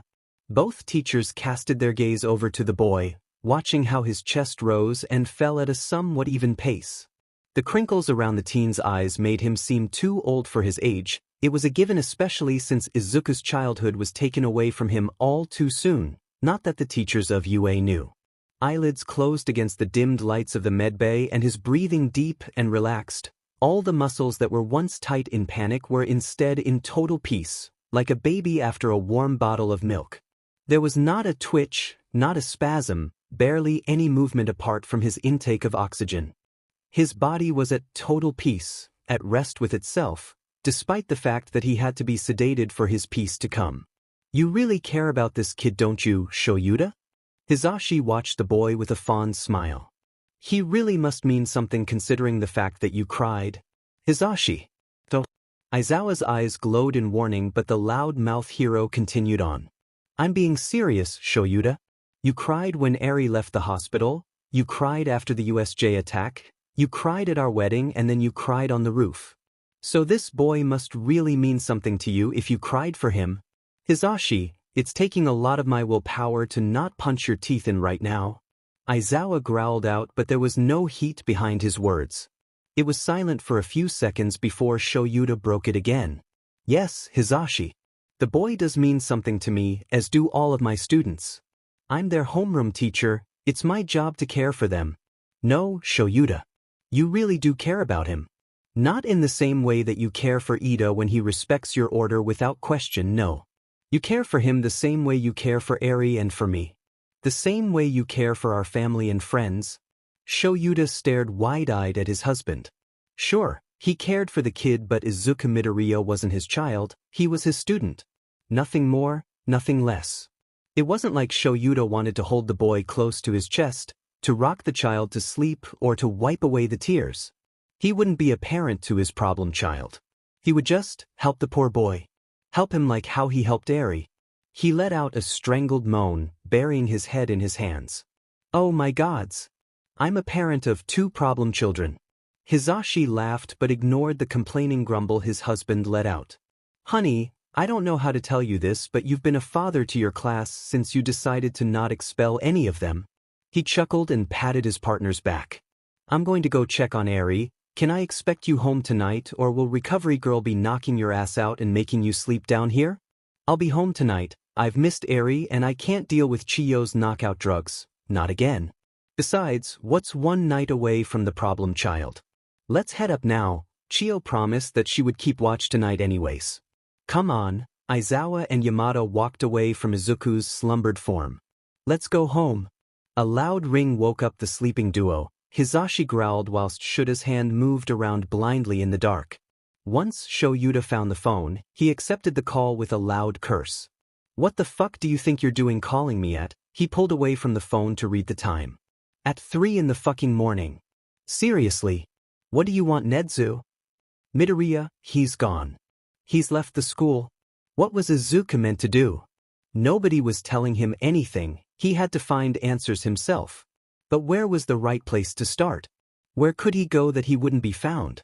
His house was a no-go, a big no-no because Izuku knew for sure, he knew they would hunt him down. But they were keeping something from him. Something about his mom. Maybe she went back to tell his father about what happened on the roof? Nah, she hasn't spoken to him in years. Not since she lost custody of May. My sister hates mom just as much as I hate dad. Mom wouldn't go to him, no. She would go somewhere special to us. Or maybe she is too disgusted by what you did, by what you are. Maybe she just doesn't want to see a disgraceful Deku like you. So, the house was off limits and so was calling the sperm donor he once called Dad. Maybe he should try to call May, maybe she would answer him and help him find somewhere to hide out. Even for a 9-year-old, May was smart, like, super smart. She had a quirk called probability. The amount of times it helped her out and helped her gain more knowledge was too much to count on more than 10 fingers. With trembling fingers he reached into the pockets of his jacket. Well, it was actually Aizawa's jacket that Izuku may or may not have stolen from the man, not that the man needed to know. He fished around but came up empty-handed, nothing in his grasp except from lemon-flavored sweet wrappers. Crinkling up the plastic in his grip, he continued to walk away. So, calling May is off limits. Maybe I should find somewhere to set up home for the night. I really need to get these bandages off my arm. They itch like crazy. It's not like you don't deserve this. You did, after all, do the damage to yourself. Is it your skin that itches, or is it the guilt and regret that itches you? The regret for not killing yourself sooner. The guilt for ruining everyone's life. You ruined Eri's life. No, I didn't. Eri's free from overhaul. I saved Eri. I'm a hero. Her hero. Sure, you're a hero. A fake hero with a stolen quirk, with deaths on your back. You're the reason why All Might can't be the #1 hero. You're the reason Sir Night Eye is dead. You killed Reddy, that poor cat died because of you. The reason why Eri flinches away from everyone. You're the root to all bad things. So why not just do what your dear old friend Kaken said and take a swan dive off the next roof you see? Shut up. Why won't you just go away and leave me alone? I don't know if you remember what I said, kid, but I'm part of you. It's gonna take more than drugs to keep from doing what's right. But yeah. And what is right? Teaching you a lesson you will never forget. To say that Shoyuda was stressed would be like saying the sky was blue and Eri was asleep. It was obvious and inevitable. All the staff were called to Nedzu's office, all in their hero gear designed for undercover missions, one of Shoyuda and Nedzu's ideas. They were all dressed in black, head to toe with support items resting on their hips. Midnight, bless her soul, offered to babysit Eri so that the girl wouldn't have to wake up alone, but Nedzu stepped up and sent the staff out. So everyone, apart from Recovery Girl and Nedzu, broke out in a search for the teen with only hope and wishes that they weren't too late. Shuda's arm was grabbed harshly and without turning he nodded his head to Midnight, who held it in a vice-like grip. We're gonna find him, Shoyuda. I promise you. Her hand moved from his arm to his hand, squeezing it tightly in the only sign of affection Shoyuda would display in front of others. I hope you're right. I really do. He squeezed her hand back just as tightly. A small frown hidden under his capture weapon. Eraser left to check Midoriya's house. Mike went straight for the cat cafe, a place he knew Izuku loved to go. All Might left for the beach he trained the boy at. His gut was telling him it was the right place to go, and Midnight, well, she was following All Might. Now, she trusted the hero to save lives, but she didn't trust the man to Izuku. He just wouldn't say the right things. She knew it, as did he. Yagi never had a way with words, not when he was under pressure. He always came up with monologues about winning the fight and defeating everyone in his path. He was a great lifesaver but a shitty rescue guy. A one-man army who wouldn't accept help. His pride would be his downfall, and in this case, Midoriya's too. She made a promise to Shoyuda, a promise to find him, but she also made a promise to herself, a promise to keep the man from fucking up Izuku's life any more than it already was. She was fond of the boy, and found his quirk analysis to be quite interesting. An added bonus was that the boy wasn't weird around her like how the other students were. He treated her with respect. He once brought her coffee and a bagel because he thought she looked tired during one of her lectures. Excuse me, Miss Midnight, Sensei Mama? Nemuri looked up from her computer with tired eyes, watching her student, Izuku Midoriya, run up to her with a coffee in one hand and a brown bag in another. Can I help you, Midoriya? She sighed out maybe a bit too harshly. In case you cannot see, I'm a bit busy here, so make it quick. I'm so sorry for interrupting you and your work. I just noticed that you looked tired after yesterday's lecture. The kid's eyes had widened and he took a shaky breath. Not trying to be rude or anything, Mississippi. It just seemed like you could do with something. Just spit it out, kid. She sighed tiredly. As much as she enjoyed her students, she really couldn't deal with talking to one of the most excited ones without something in her system. She just wanted to get her work done before she would eat anything. No point typing with greasy fingers. He thrusted the coffee into her unexpected hands and thanks to her hero reflexes, she saved it from spilling over herself. Oh shit. Sorry. Can't believe I just swore in front of a teacher. Midnight couldn't help but giggle as she placed the drink on the table behind her. Vivs. What brings you here? I thought I just told you. He mumbled before shaking his head, bringing back his bright, toothy grin. I thought you could do something nice. I used my mom's recipe to bake one of her famous bagels. I thought you would enjoy something after your work. He gestured to the bag in his hands and then to the coffee behind her. Also thought you could deal with a coffee, cream and 4 sugars. I also added some caramel on top of it because I noticed that you eat a lot of those caramel breakfast bars when we do silent study. Midoriya. She looked at the child with tired eyes but a grateful smile. Thank you. The boy smiled and bowed to her. Oh, and Midoriya? The boy looked up with eager eyes. Your work was fabulous in the last exam. Where did you learn that information about the director? I took a leaf out of your book.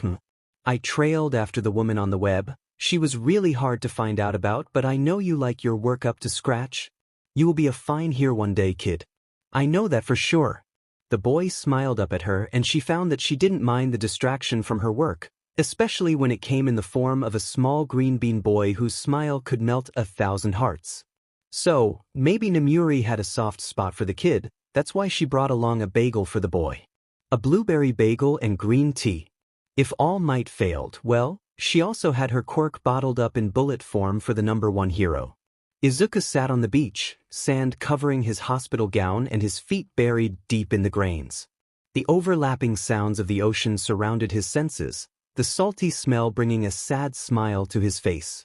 He never opened his eyes, not when a seagull flew too close to his face, not when a stranger shouted out to him for 5 minutes before walking away.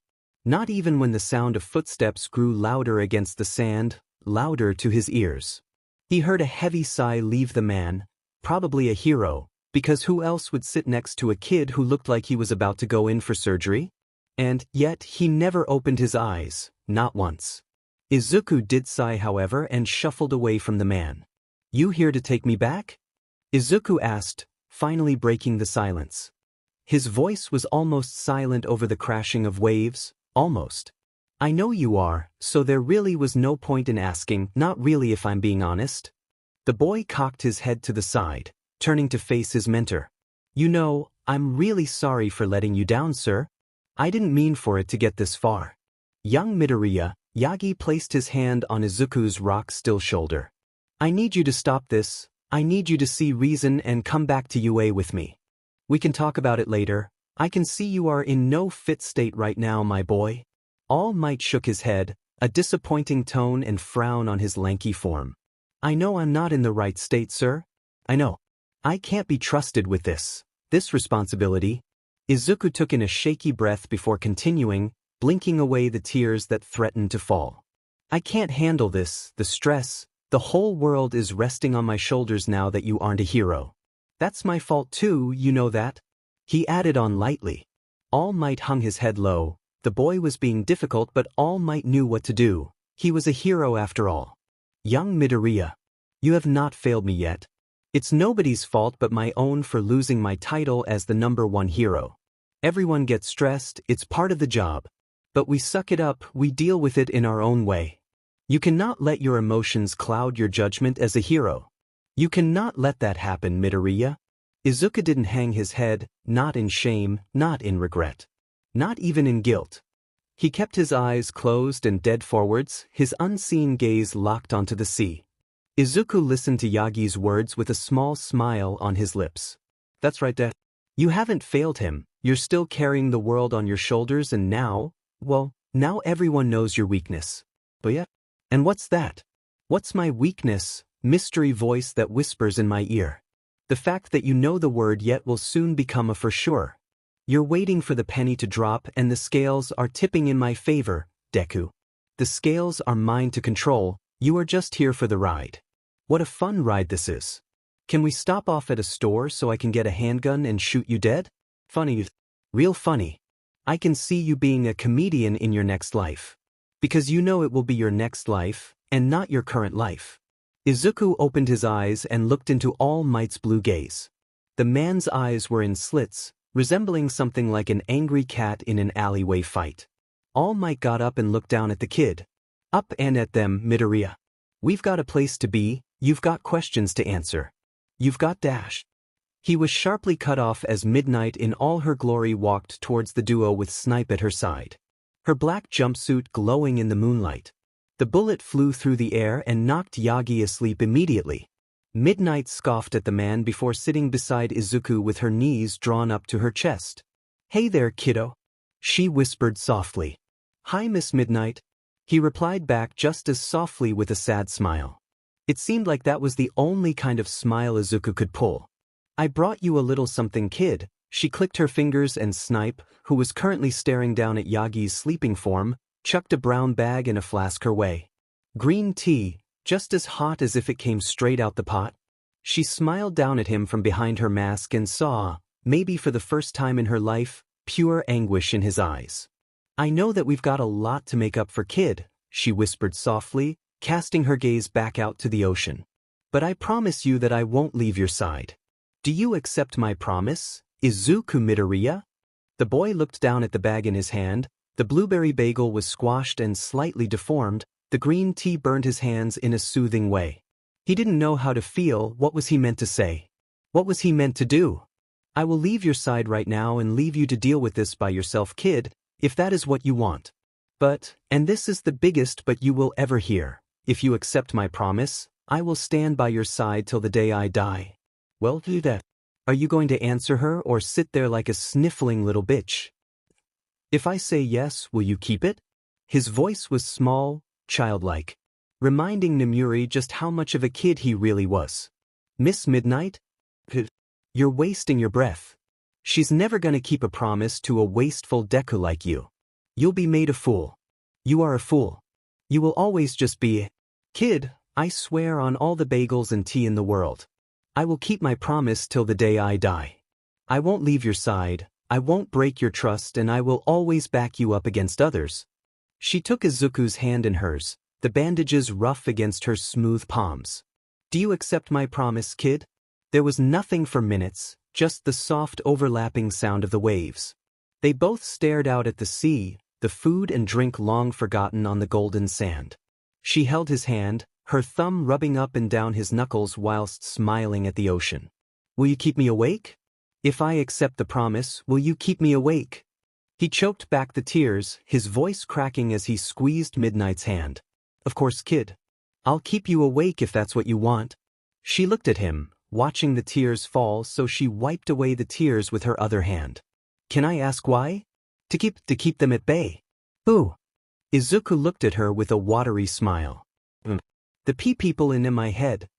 He sucked in a shuddery breath and looked into her eyes. She saw the raw fear in them, the fear of the prey when it's being hunted. The people.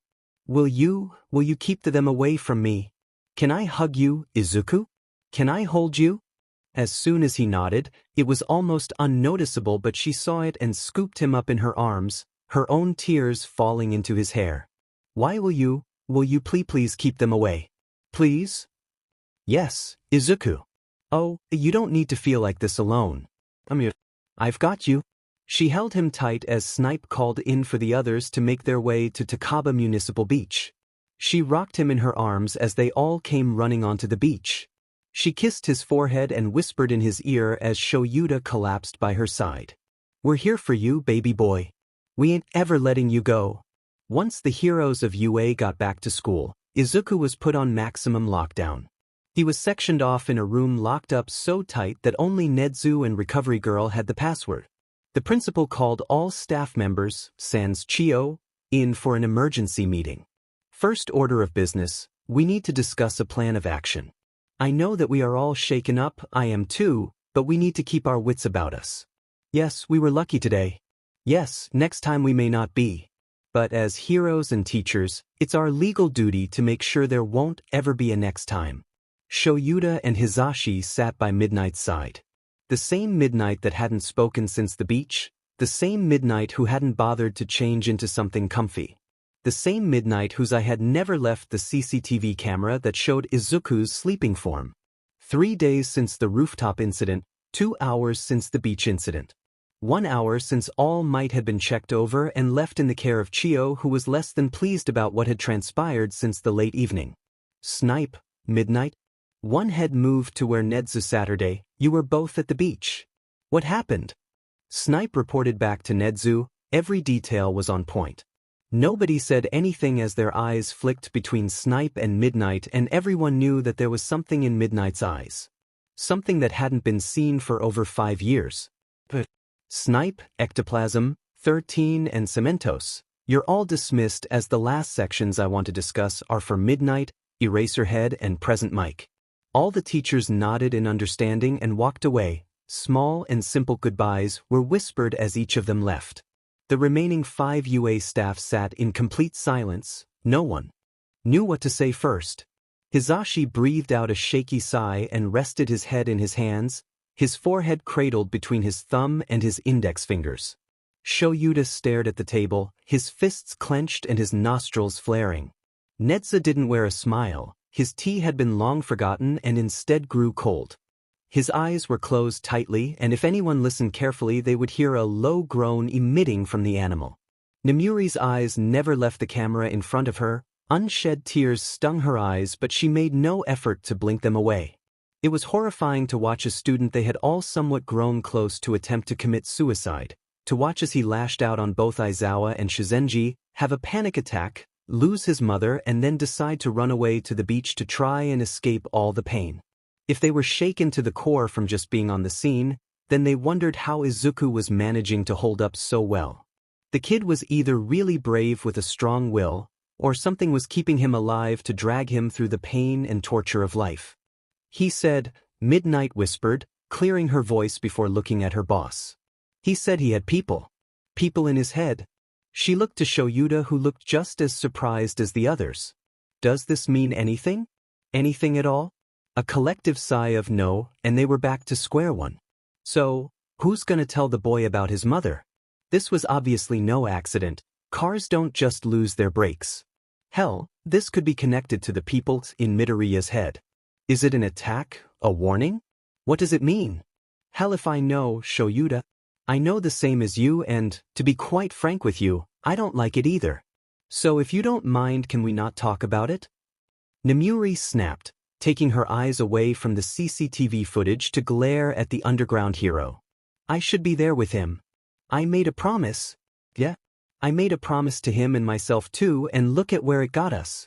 We've had to lock up the kid so that he can't hurt himself, and now we're stuck with him being orphaned, alone, probably scared out of his mind.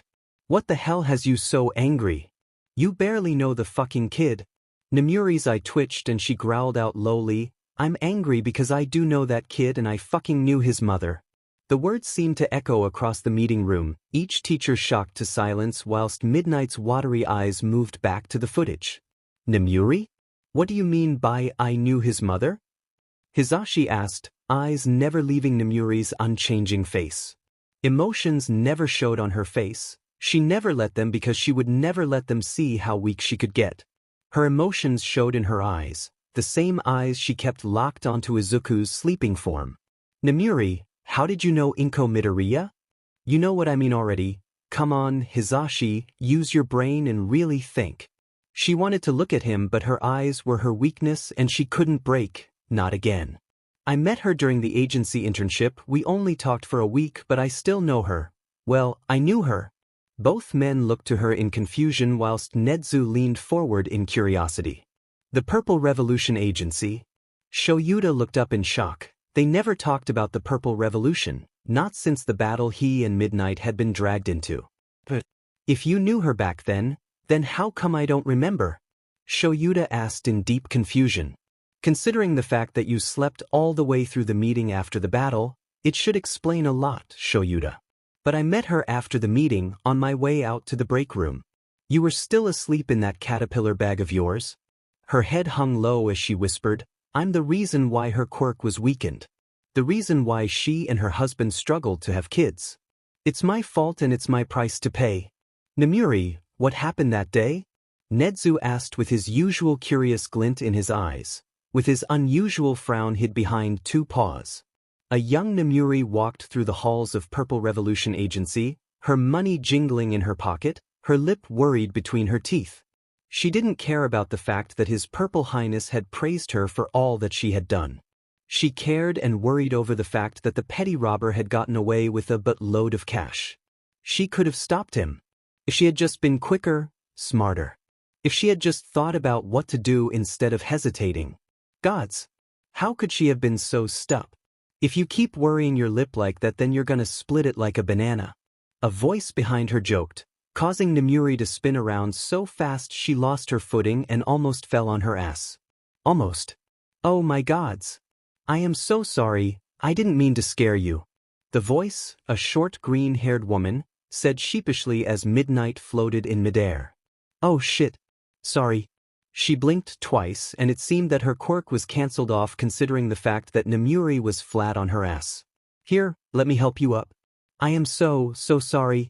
There was an awkward silence for 10, maybe 15 seconds, before Namuri broke it. She smiled at the woman in front of her and offered out her hand. No worries, we're all okay. I don't think we've met before. I'm Namuri Kiyama, hero name Midnight. The green-haired woman smiled at her and shook her hand lightly. And, you are? Oh right. Inko-san. I've been interning under His Purple Highness for a couple months now and I've seen you around a lot lately. I'm gonna take a guess and say you're from UA? Yeah, how'd you know? Namuri chuckled and continued on her way to the vending machine with a soft, reassuring smile directed at the woman beside her. Lucky guess. They walked in silence, the sound of their footsteps being enough for them to hear before Inko broke the silence again. You know, when you saved all those people, you also saved me. Wait, what? Really? Yeah. That robber had me at gunpoint for helping those people back there and my quirk wasn't strong enough to stop him. Don't give me that look, I'm serious. It's weakening every second. But you saved me from his gun and when he aimed it at you, well, she trailed off with a sheepish smile before laughing at Namuri's shocked face. You mean, that bullet missed me because of you? Inko smiled and nodded, standing in front of the vending machine, which meant that Namuri and Inko's conversation had come to an end. Hey, if you're not busy later, Namuri started with a shy look in her eyes. I would love to grab some coffee and get to know my knight in shining armor. Shoyuta stared at Namuri with a large grin on his face. Worried seemed to have drifted away from the duo as they reminisced about their intern days. So you're telling me that Midoriya's mother was an interning hero who just happened to save your life. And you, what, stayed in contact with her? No, I didn't. Namuri rubbed the back of her neck as a small blush darkened her face. She was really nice to me, and it made me feel better to have a girlfriend instead of just you two and Tensei. But after our internship we never talked again. I kinda wish I did, now I know what I know. Don't get me wrong boys, you're like family to me, but Inko was, well, she was like my sister. Are we sure that we should be involving you in this case, Namuri? Don't let your personal feeling get in the way of Izuku's health and safety. Nedzu warned with a concerned smile. Sir, I may not have been around for the kid when he was growing up, but that doesn't mean I don't want to be around for him now. Inko might not have told Midoriya about her history with me, and I may never have shown compassion towards the boy inside of UA's walls, but I have always looked out for him, and I will continue to do so. I cannot be the only one who's confused here, Hazashi muttered. How is it your fault that they can't have kids? I said struggle to have kids, and it's my fault because she got shot by something similar to a quirk dampener right above her womb as she redirected that bullet towards herself. Midoriya and his younger sister Mei were the miracle children that managed to survive, by the looks of it anyways. I actually don't know where Inko's husband is. She never listed him as a contact on his UA dorm form, and if she didn't then she must have had a good reason for doing so. I haven't met Midoriya's sister and I have a hunch that they don't get along as well as other siblings like Ida and Tensei. But I do know that Inko's husband hates my guts.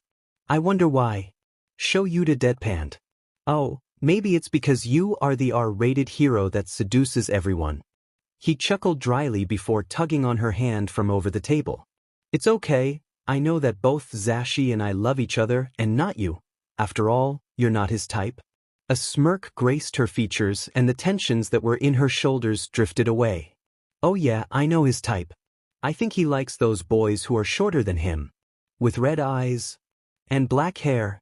Hizashi was glowing as red as his husband's eyes, but he smiled at his pseudo-family's antics. Seeing the glimmer of hope in everyone's eyes made him feel like they could conquer the world. Oh, and don't forget, they must love cats? Nedzu added with a smile and a daring look in his eyes. Not you too, sir. No. The steady sound of beeping drilled into his ears like a constant rock band concert, loud and unforgiving to his sensitive eardrums. He rolled over and buried his face into his pillow. The smell of disinfectant and bleach clouded his head and sent him into dizzy fits. Izuku pulled the covers around him, a small whine escaping his chapped lips. The beeping increased, getting louder and louder, faster and faster. His heart was in his throat and he pulled the blanket up even further around his head, trying to do anything to block out the noise. All he needed to do was block it out. I don't know if you've realized it or not, but we're in a hospital. Shut up. You're not here. The drumming grew louder. Open your fucking eyes. Why would I open my eyes when everything hurts? Do I look dumb? His heart was beating even faster. Now do as I say and open them, peepers. Izuku couldn't open them. He couldn't let them see. He needed to stay awake. He needed to stay on guard. He couldn't fall back asleep. Wait a minute. Izuku shot up like a rod, his eyes still shut tightly and his sweat dripping off his head in small beads. His whole body erupted in shivers, his skin itched and his head felt foggy. He could feel the tears slip down his cheeks. He knew he was being weak, but he was so lost. When the hell did he fall asleep? He tried to think back, his brain racking every thought and memory viciously. He was careful to avoid them. They couldn't know where he was looking. They couldn't get to the core. His eyes skimmed the memory of the beach, of him in Mr. Aizawa's arms as he got carried back to you. I'm fine. Totally fine. 100% okay. I'm at you. I'm in school. Okay, how did I get here? You were carried like the little weakling you are.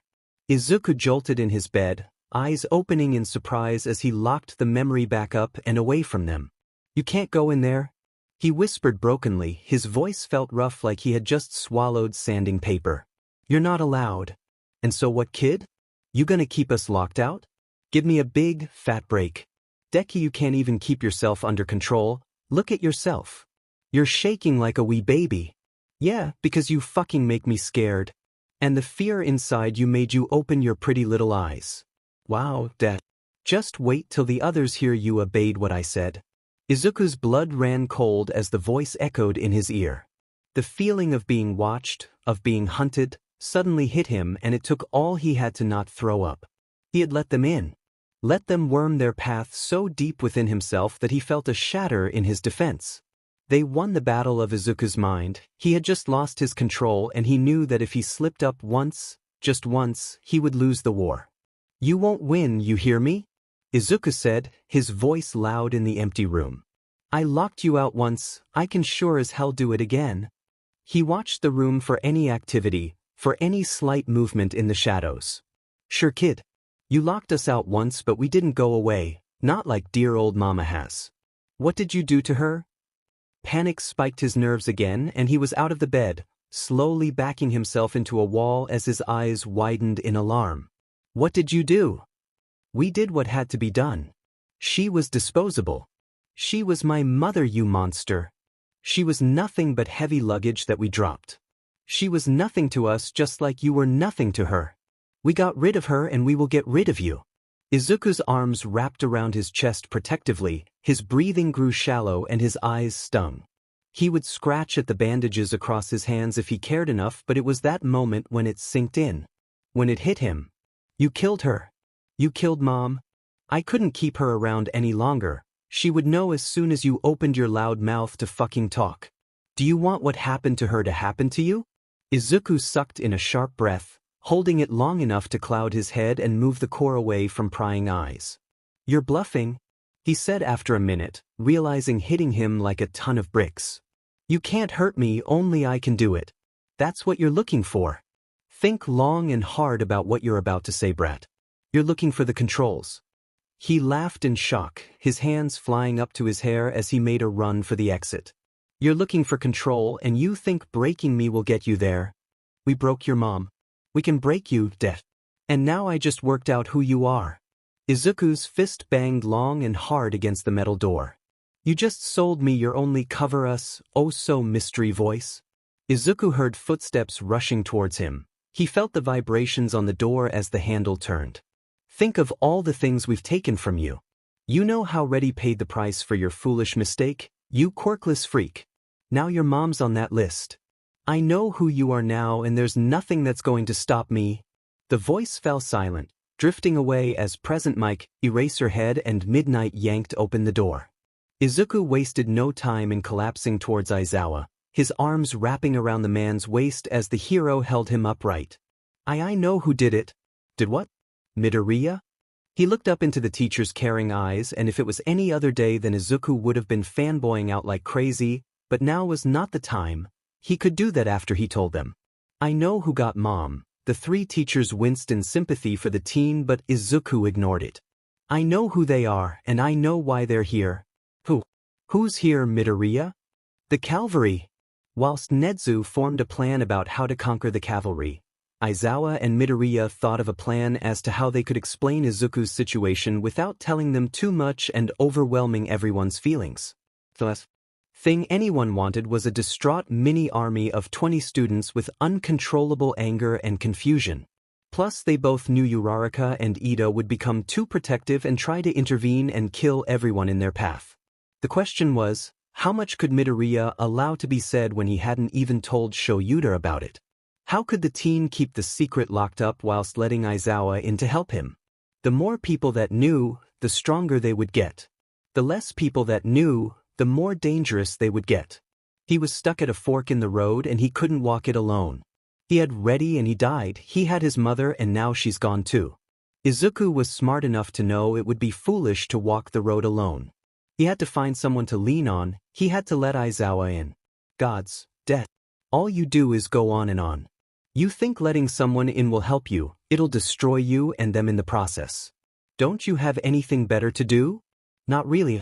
Since I'm in your mind, Deku, you gotta just accept the fact that I'm not going anywhere until you understand the lesson at hand. Gods. I actually cannot deal with you.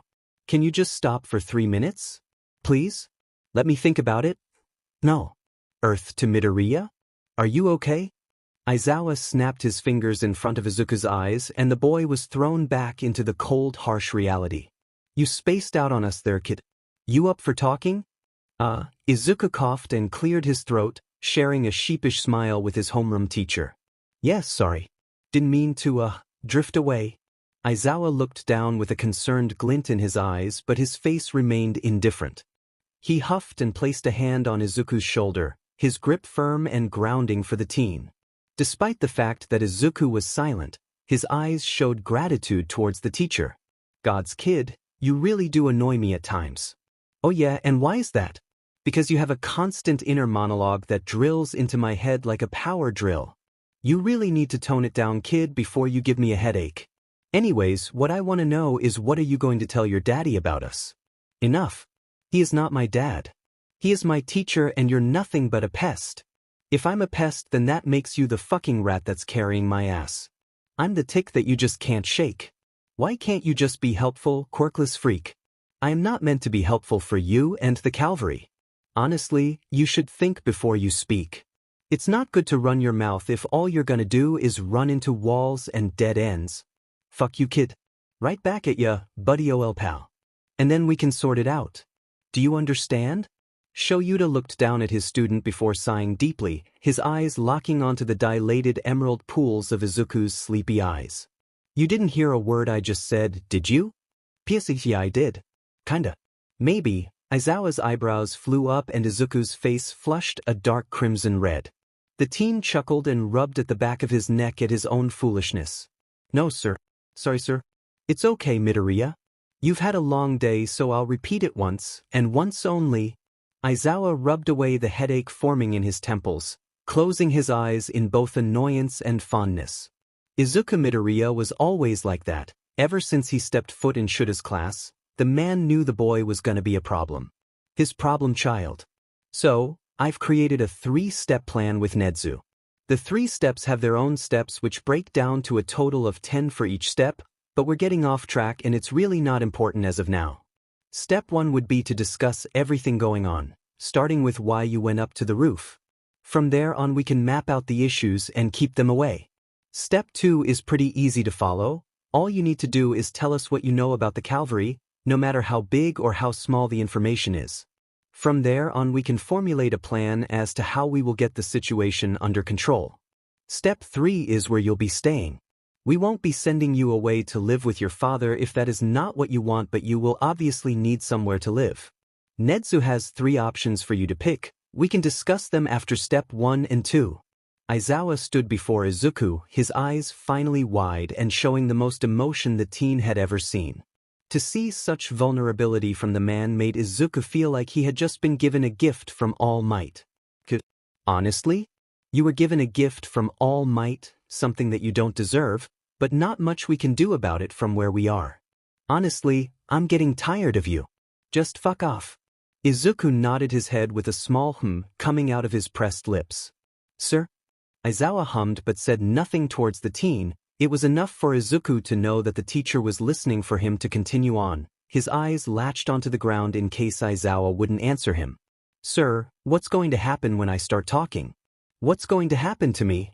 Well, Midoriya. Aizawa's steps never faltered, but his breath paused and an unnoticed shake took control of his hands. We would have to think of a way to fix your issue. Whether it be voices in your head or something deeper than that, we would find a way to make it better for you. And if I don't tell anyone anything, then we can't help you. We won't not try, we just can't do it to the best of our abilities. Aizawa sighed and stopped in his walk, his hand resting on Izuku's shoulder and stopping the boy in his walk. Listen to me, Midoriya. I can't force you to talk, it's not fair on you and it wouldn't be right. But I can promise to be a shoulder to lean on and an ear that will listen no matter what. I promise you, Midoriya. I won't leave your side no matter what you tell me. You're about to regret saying that, sir. You're going to ruin yet another person, Deku. Let that sit and stew in your heart for a second. You're about to lose someone else. Yet again. Achiko Uraraka stared at her plain bedroom walls, her eyes calculating and narrowed as if the wall was about to attack her.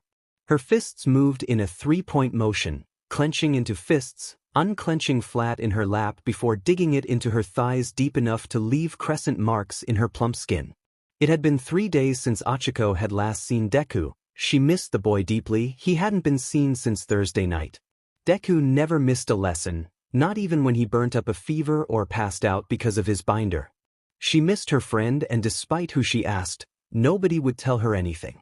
It was frustrating. Her friend hadn't been seen for 72 hours and half an hour, and her mind was starting to get the better of her.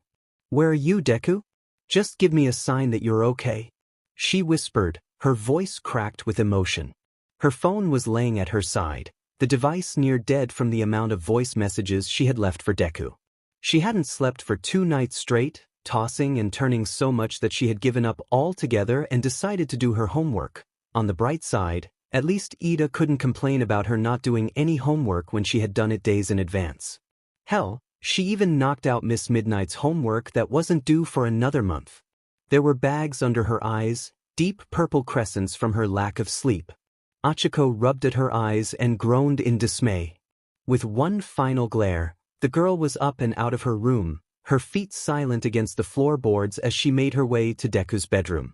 The 2 teens had agreed no secrets in their friendship, and despite the fact she kept some from him and he did so too, they never held each other at fault. She smiled sadly at the fact that her best friend was missing and that no one was worried like her, but if she knew Deku, and she did, she knew the boy would bounce back with a smile on his face. She got to his door and rested her palm flat against the wood, her ears being her eyes as she crept in undetected. That was another thing she and Deku did, walk freely into each other's bedrooms. A secret knock was made, a text was always sent, They made sure the other knew they were coming even if it was just by saying open up.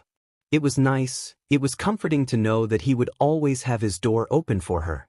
But now he was missing and she felt something leave her, she felt empty and cold.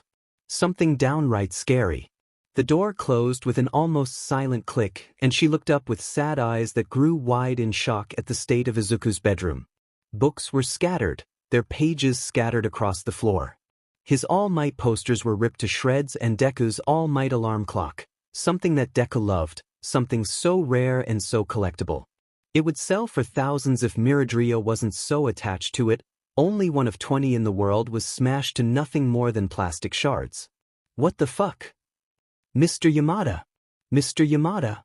Hizashi turned to see, much to his surprise, Uraraka running towards him at a speed that would shock Shoyuda if he was here. He knew that speed was never something Uraraka was good at. She was slow and steady. She wanted her pace, this was not her pace. Uraraka? What's going on? The teacher turned from where he was to walk to where his student was to save her energy. Is everything all right? Are you hurt? Are you in trouble? He slowed the girl's speed by putting his hands on her shoulders, stopping her completely at her run to him. Sir, she panted out, holding up her finger in a gesture of what Hizashi assumed was, I need a second, let me catch my breath. Sir, there's something you gotta go, you fuck? She sucked in a breath before looking into the blonde's concerned eyes. Sorry for swearing in your face, sir, but there's something you gotta see. Lead the way, young Uraraka. The girl nodded and sped back to the dorms, panting with determination as she led the Hizashi to something bad. What it was, he wasn't sure, but his guard was up and his quirk was on. They made their way through the dorms, everyone stopped in whatever they were doing, watching TV and doing whatever assignment they had been given, to stare at a red-faced Uraraka and a concerned, but also red-faced, professor. Uraraka? Present Mike? What's going on? Todoroki spoke up, moving from where he sat with Momo. The duo barely blinked at Todoroki, but the brunette did answer him back with the same level of panting she gave Hizashi earlier. Bedroom. Can't talk. Don't know what? Don't follow. But Momo started with a high-pitched tone that only showed when the girl was worried. I said don't follow please. For me. She said nothing else as she sped up the stairs, taking 3 or 4 at a time in her rush. Out of the corner of her eye she saw movement of electric yellow hair and, without turning her back or stopping herself, she reached into her hoodie pockets and pulled out a silver token. The movement didn't stop and neither did she, so she threw the token dead center for Kaminari's head and heard a surprise, and somewhat strangled, sound leave the boy's mouth. I said don't follow me. Listen, you have ears for a reason. Nobody followed her and present Mike as they made their way to Midoriya's dorm, and a puddle of dread pooled in the bottom of Hizashi's stomach. She was leading him to Midoriya's room. She was leading him to a clue. Uraraka might not have known, but she may have just involved herself in a case far out of her capabilities. Sir, she sucked in a breath and wiped the sweat from her brow.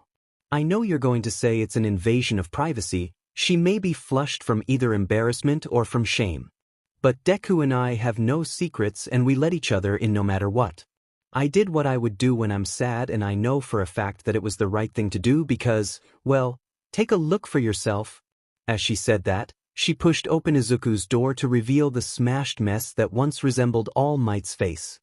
He walked in and under his boot the crunch of china filled his ear. He looked with surprised eyes, seeing how the boy who had once worshipped the ground All Might walked on had destroyed everything that looked like him or had his name on. Oh, Midoriya. He sighed in sorrow. It's come to this, then? Sir? I don't mean to interrupt the inner monologue you've got going on, but... She walked over to Izuku's bed and sat on it in a curled-up position, her knees pulled up to her chest. Deku's run into trouble and I know he needs help. Sir, please, she looked up at him with unshed tears. What's going on with my friend? I'm going to kill him. Shoyuda whispered into the silence. Sir? I'm going to kill that son of a bitch. Shuoda whispered again, his eyes glowing red and his hair flying high above his head. Sir? He's going to be so deep in the ground, he'll be the first person to see the core of this shitty planet. He was pacing now and all Izuku could do was watch as his teacher grew angrier by the second. Sir? Sir, please? Izuku shot out of his seat and walked to where Shoyuta was punching the wall, and leaving a deep mark in it too. Sir, please, calm down. His pleads went unheard as his teacher continued to mutter and punch. I'm gonna punch their face in, I'm going to make them rule the day they fucking dash. Sir, please, Mr. Aizawa. Shoyuta froze in his actions, his fist a fraction away from the wall. Please, sir. Calm down for me. Please. The man sucked in a deep breath and released his own quirk, before turning to his student. Sorry, Midoriya. I am so sorry. Much to his student's surprise, Shoyuta wrapped Izuku up in a tight hug. I am so fucking sorry we didn't know, that we didn't do anything. And yet, the kid's still keeping things from you. Deku's keeping so much from you. Fuck off. Can't you just shut up already? I'll tell him when I'm ready. You told him about your poor excuse of a father and your whore of a mother. Shut up. You told him about all the drugs. About the man you named Meanie, such a shame you can't remember his name. Shut up. Shut up. Shut up. He knows about your quirklessness, but you didn't tell him about how you got your quirk. Even now you're still protecting All Might. That man would sell you out in a second if he got the chance. Why? All Might would protect me. He's a hero. It's what he does. You make him out to be a god, some super being that can't do wrong. Please, you are either really stupid or you're really, really foolish. That man wouldn't do anything to protect you behind closed doors. He couldn't protect you from us, so what makes you think he would protect you now? Shut up. Where's All Might now? Where's your hero gone? Midoriya? Kid? You're spacing out on me again. What's going on in that head of yours? Shoyuta snapped his fingers in front of Izuku's eyes and watched as his student's eyes watered. Okay. Talk to me, what's going on? Who? He hiccuped before swallowing his breath to get his senses back to normal. Who are you, who's going to die? Everyone who's hurt you, problem child. Everyone who has fucking hurt you. Izuku looked up into his teacher's eyes and accidentally wiped his tears and snot on Eraserhead's scarf. Sir? Yes, problem child? Can you tell me what you're thinking?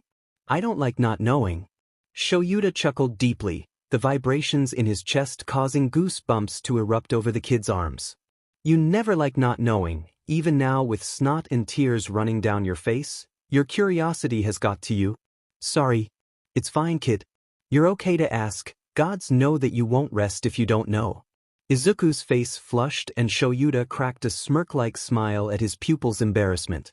I'm just plotting that guy's death, him and his lackeys. And I'm going to kill your father too. That man is a poor excuse of a human being. You just don't like people?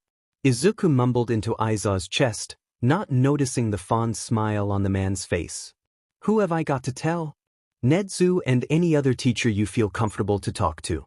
Come on, kid, we better go tell Nedzu about what's happened and what we know. Let's go, problem child. You're walking, I'm not carrying you like a baby cola.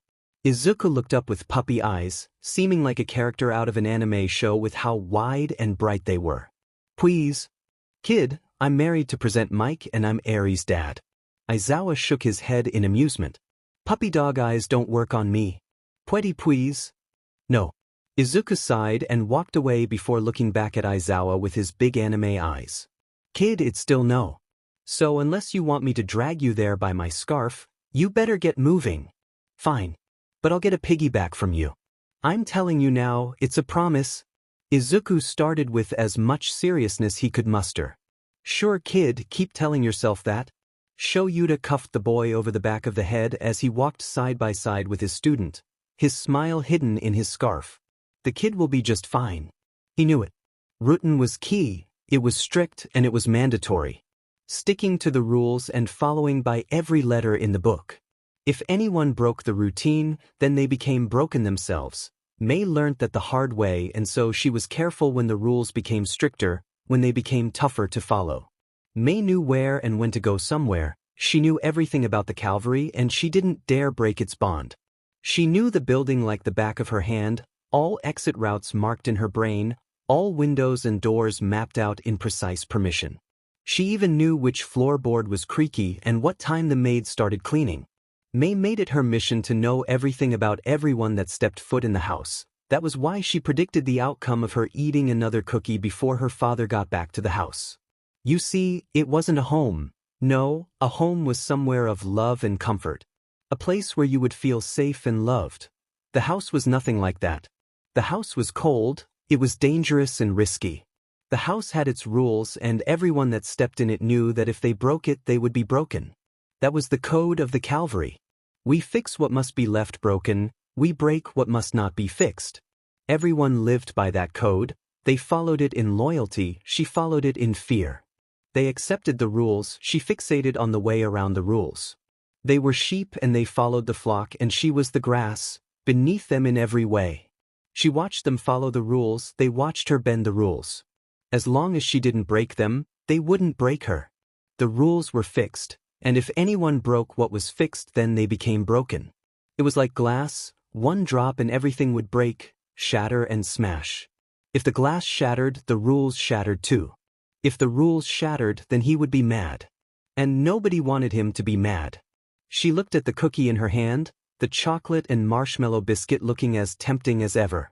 She looked over her shoulder and smiled. The kitchen was empty and the maids were on their smoke break. It was the perfect time. She blinked twice and her cork turned on. Probability of me being caught eating this cookie, 98% chance. Bummer, that's not good. She pondered for a second before smiling again. Probability of me eating half the cookie and getting away with it, 100%. Jackpot. She squealed and broke it in half, watching the chocolate and marshmallow before stuffing it into her mouth with a cheeky smile. She was smart, she was clever, she was 9 years old and she was ahead of everyone. May thought before acting, her brother not so much. May stuck to the rules, her brother not so much. May cared for her brother, not so much. The self-destructive bastard didn't give a shit about himself. May did though.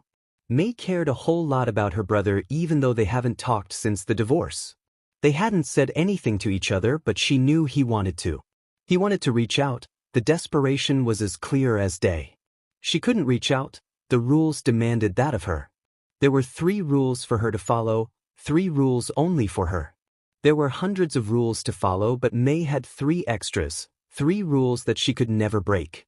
Rule number 1, no contact with the past. She wasn't allowed to talk to her mom or brother. She couldn't talk to her friends because they all had a target on their back if she even breathed in their direction. Rule number 2, no leaving the house. She wasn't allowed to step outside the well-built gates of the house. One wrong movement, one hand out a window or even a hair fragment out in the wind and she would pay the price. Rule number 3, no use of quirks. She would be killed if her quirk was used. That's why she learnt everything about the house, about the Calvary. She learnt everything so that she knew everything without her quirk use. Sure, she already broke that rule a billion times before but what they don't know wouldn't kill them, or her for that matter. Okay, let's see. 3 maids come in from the back, that gives me 10 seconds before they see me in the window. 4 of them come in from the front, that gives me 3 seconds. Maid 1 and 3 always stub their fags out against the wall when they get bored. Maid 5 and 2 drank 3 glasses of red wine earlier, that brings them down to about 10 seconds before they walk in. She looked above her, the vents' silver glimmer catching her eye. So that means the vents will be my exit and I'll get out without being made. Am I right? She blinked twice and her quirk confirmed it. She was a wolf amongst sheep when she wanted to be. To say that Izuku was stressed would be a lie. In fact, he was so much more than just stressed out. He had so much to lose here. He knew that just as much as anyone else. The only difference was, Izuku was hiding something from them and it was the only thing keeping them safe. So, Midoriya, care to share what you told me with Nedzu? Shoyuta asked. Well, it was more like a demon but still a question netherthless. Izuku nodded and sucked up his courage to be able to look his teachers in the eye. Shoyuta was at his side, his hands nursing a headache away. Midnight was standing on the other side of Izuku and, for once, she didn't say anything sexual or R-rated. It freaked him out but he didn't dare comment on the fact. Present Mike was absent which confused both Shoyuta and Midoriya. Right? So the Calvary are a drug gang, or that was what I was told as a kid. They controlled basically everything that happened in the underground. I'm surprised you haven't heard of them, Mr. Aizawa. I thought you of all people would know about them. I've heard of them, or something similar to them. If I am correct, they were known as the Place of the Skull. They chose to start off with a religious name? No wonder why they changed it. Midnight mumbled before looking up at Nedzu with a frown. Their old name was a translation of Mat 27:33, literally meaning the place of the skull. She nibbled on one of her extra long nails before speaking up again, this time a joking smile on her face. So they swapped a Bible reading out for the place where Jesus was crucified. Why? Because they said they're doing the work of God. Everyone knows about their rules, about their regulations, about what they stand for. Izuku sucked in a breath before looking into his principal's beady eyes. They do what the Yakuza tried to do. They took away quirks by letting no one use them. Shoyuta gripped the boy's arm before letting go, his fists clenched and unclenched in rage. They make you wear quirk suppression cuffs, locking them around every body part they want to. The more cuffs, the worse it gets. The worse it gets, the more they lose their quirks. Midnight shuddered and blinked away her tears before looking down at Izuku's emotionless face. The more she thought about it, the sicker she felt. This boy had lived with them. The question was, did Inko know or not? You wonder why I didn't get a quirk for so long? It's because I wore one of the tester shackles. Izuku lifted up his pants legs to show 2 circular burn marks on his ankles. You wonder why I get changed in the toilets and not in the boys' locker room? This is why? It seems like Lady Luck didn't want me to wear them since they burnt my skin enough for Meanie to take them off. They caused me to have a permanent scar, the first of many. Izuku, please. The young boy looked up to see Midnight wiping away tears. Please don't ever joke about your scars, and don't ever feel ashamed of your body. Izuku wanted to scoff, he seriously did, but he didn't do anything but nod. Yes, Mississippi. Continue, my boy. What else do you know about the cavalry? Nedzu asked behind his cup of tea. What can you tell us that would help us? Okay, so the cavalry is made up of 15 men. I knew about 3 of them. They hung out with Meanie when he dated Mom. The thing you got to know is they all use their quirks. They're all the top dogs, so they make and break the rules. They are all as bad as each other and they use their quirks to help each other. Gee, you're making us out to look like the bad guys. There was Makasun. His quirk was material. He could bend any fabricated material to his will. He's the one who makes the cuffs, he makes the bars, he makes the house impossible to get in and out of. If anyone touched the bars, then they would be paralyzed from the waist down for about 5 minutes. It's long enough for Makasun to make a quick escape or a lethal blow to the head. His weakness is that he can't touch what he makes unless he wears gloves, since his own quirk is his own downfall. Well, it looks like you did your homework. What else do you remember about us, you brat? Leon was a right bastard. He could shapeshift into any animal he wants as long as he knows what its breed is and how old it is. If the animal isn't on par with his own age, then his quirk won't work. His weakness is the fact that he can't hold the form of large animals for long. Leon will be pretty pissed if he hears you called him a bastard. You should feel grateful to have walked in our presence. We looked after you and your whore of a mother for too damn long, and this is the thanks we get. The third guy I knew, something Chen, he passed away from a heroin overdose, so unless you can fight an already dead guy, then he isn't of any worth to talk about. His quirk was mind control, but it worked through eye contact, so if he was alive, you'd want to miss looking into his eyes. You know, Chen would have taught you a lesson and beaten you to a pulp if you said that about him. He would have made you jump off that building like you should have done 3 nights ago. You're really fucking up our plans here, kid. Yeah, don't know if you realized it or not, but that's like the whole point. As long as I don't let you in, I still have a chance of beating you. You really don't, bud. So don't get too cocky, 'cause we'll knock you the fuck out next time we see you. The collective adults in the room were dumbstruck by the knowledge Izuku had brought to the table. This kid had lived through hell and now he was talking about it as if he was talking about the weather. Shoyuta wasn't sure if he should be scared of the kid or be the one who is scared for him. Oh, and then there's Meanie. He's like the 2nd or 3rd in command, pretty shitty guy, loves to mess with people's heads. His quirk was analysis. He could see anything by just looking into someone's mind, and all he had to do was lock eyes with them for a minute without blinking.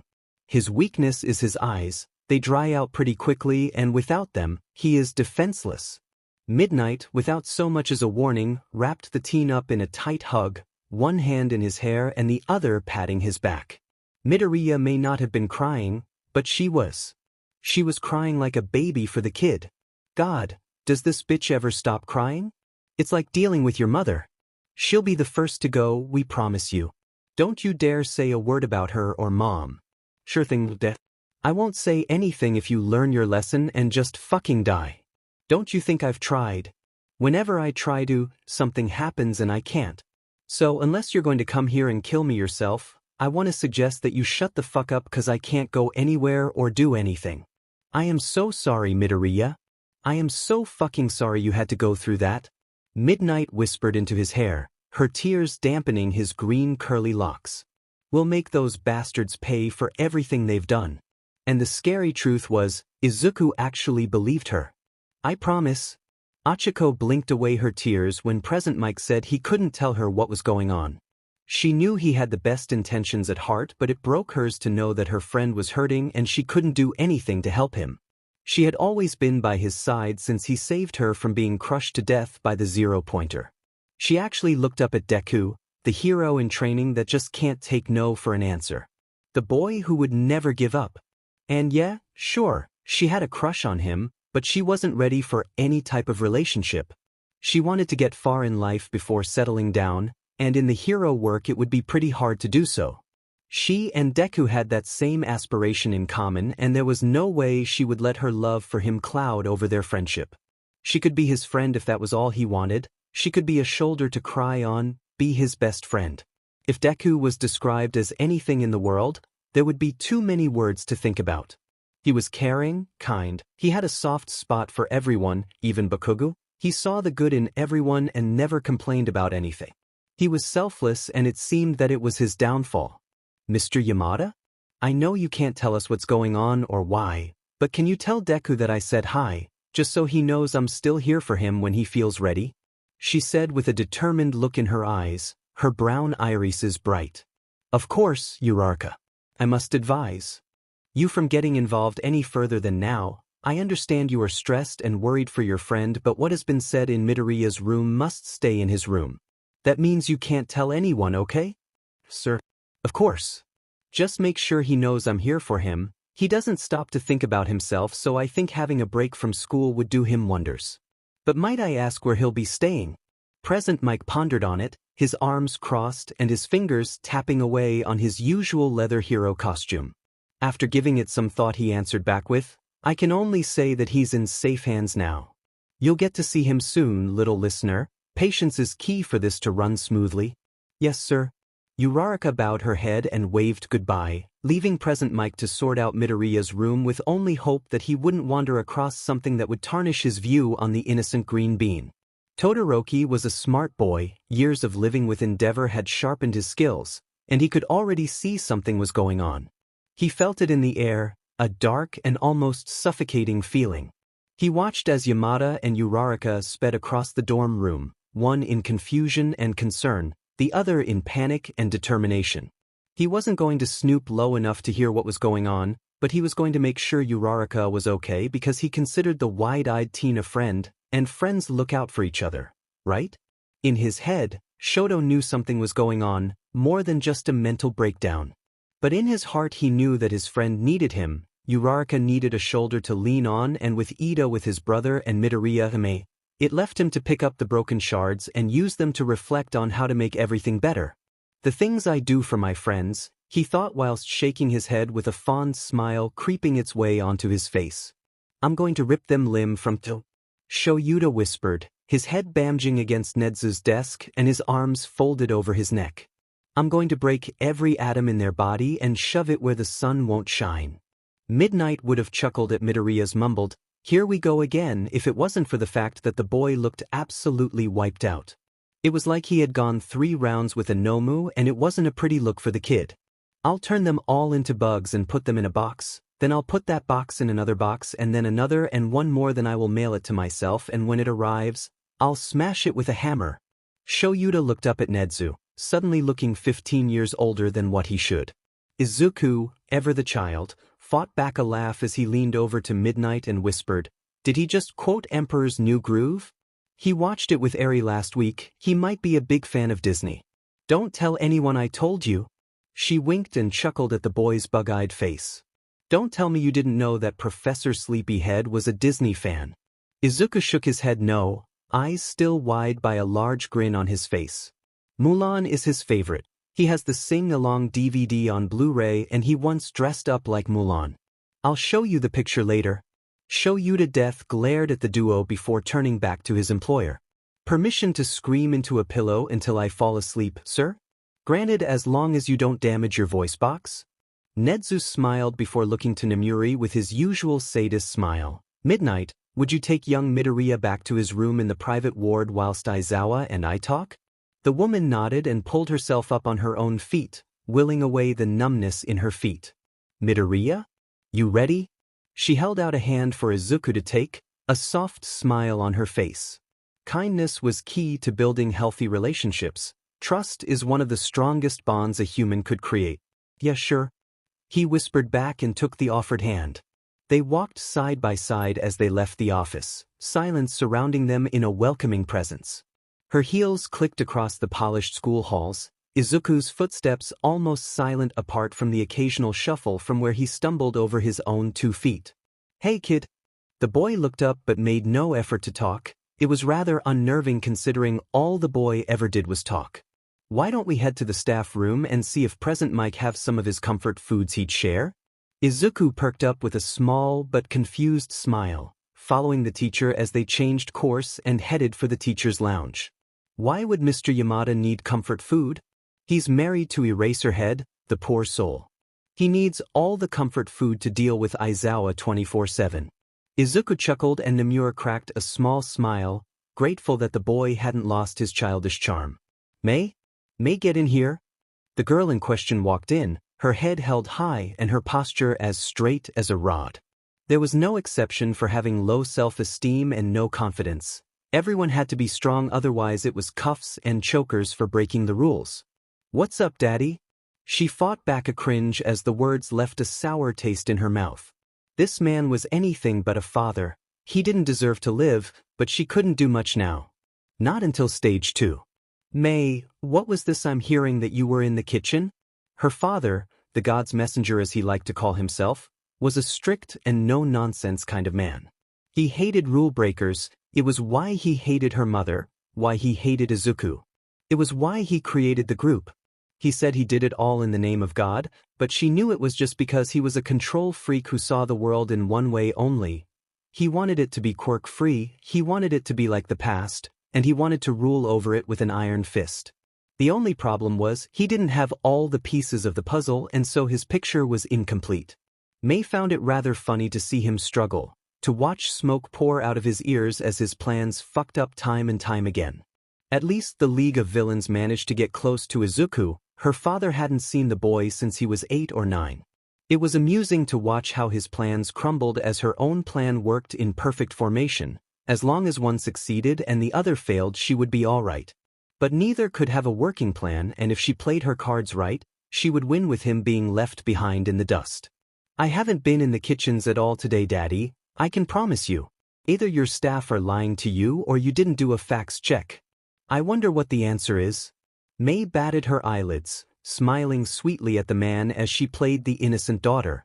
She had never broken his rules, not to his knowledge, so why should he suspect his golden child to break the rules?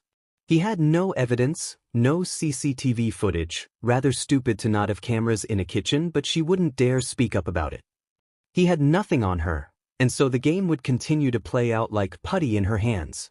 If I so much as hear another peep out of you for the rest of the week, or if I so much as find a speck of evidence that proves you guilty, it'll be straight to the chair. You got it? Yes, Daddy. I understand. Good. Now be Daddy's little princess and go to your room. I've got work to do. She bowed and said nothing, knowing to hold her tongue around the man, as she left with a blank face. She couldn't sell herself out, she couldn't do anything but play the role and hope that something would go down and quickly. She walked into her room and locked the door behind her, sighing deeply in the privacy of her own room. She walked up to her mirror and stared deeply into her emerald and gold eyes, noticing that she needed to find both a foundation to cover up the scars and hair dye to get rid of her roots. If there was one thing that tethered May to her past, it was her hair. It was her reminder that her past led her here and that she would always be a Midoriya no matter what she did. There was no way for her to escape her past, so she would cover it up and pray that Lady Luck would help her out. Her thoughts disappeared like a puff of smoke as someone knocked on her door, sliding a piece of card under her door before running away. She waited until the footsteps had disappeared before reading what it said. I found the boy. Stage 2 starts in 3 days. HMS. But if there was one thing she could do, it was protect what was left of her family. And if that meant that she had to call the guy who murdered her parents Daddy and play the role of a loving daughter, then she would play the role and win an Oscar for her acting. For a 9-year-old, people thought nothing of her. For a member of the cavalry, people avoided her. Stay strong, Izuku. We're coming for you. Like Shoyuta had said, he screamed into a pillow in the principal's office, not caring a single bit that the animal was recording him or that he would be sending said video to the UA staff group chat. You really annoy me at times, sir, Shoyuta said, his words muffled by the pillow as he lifted his head up to meet Nedzu's amused gaze. And you creep me out at times too. But you already know that, 'cause you know everything? Nedzu laughed like the maniac he was and nodded in agreement. Yes, I do know what everyone thinks of me. I have eyes and ears all around the school. He was grinning like the cat who'd caught the canary. I know everything that happens in these walls. Shoyuta couldn't help but agree with the animal. The underground hero was smart enough to know when he couldn't argue back. He slowly picked himself up and turned to the creature with tired, angry eyes. What are we going to do, sir? What's going to happen with Midoriya? His mom's gone, his father is unaccounted for, and there is no way in hell that he's staying in a foster home. You know what happens to kids like him. The green bean will be picked on and it might drive him over the edge. Nedzu chuckled. Shoyuta, you're starting to sound like his dad. No, I'm his teacher. I'm concerned for where he'd be staying. He huffed and crossed his arms, looking very much like a 5-year-old after being told off. Well, I was thinking he could stay with All Me Dash. Say his name and I will rip you apart. Are you insane? All Might is a terrible teacher, so what makes you think he would be able to look after Midoriya? You are such a dad, Aizawa. Nedzu grinned again and hopped off his seat, walking to where Shoyuta was. Obviously I'm not a fool, since he hasn't told everyone everything it would make sense to put him with someone he trusts. You and Yamada have Eri and I know you can look after kids. So you're saying he should come live with me? Quiet so. Sir, my house is only big enough for 3 people, he would have nowhere to stay. So unless you've got somewhere for us to live then, I don't think it'll be such a good idea. Shua, my boy, I've been planning for this since 3 nights ago. I've already set up a house at the bottom of campus with help from Cementos. Why doubt me? You just wanted an excuse to make my life more problematic by throwing in another problem child for me to look after. I already have to deal with Hizashi and Eri, and now Izuku? Would you listen to that? You already call him Izuku. You care for the boy, Shoyuta, so why not help him by looking after him? I'm not saying you should adopt him, maybe just be there for him. But I can agree. When do we move in? Tomorrow morning. Have fun with your new home and your new son. Nedzu looked up with mischief in his eyes and a proud grin on his face. Dadzawa?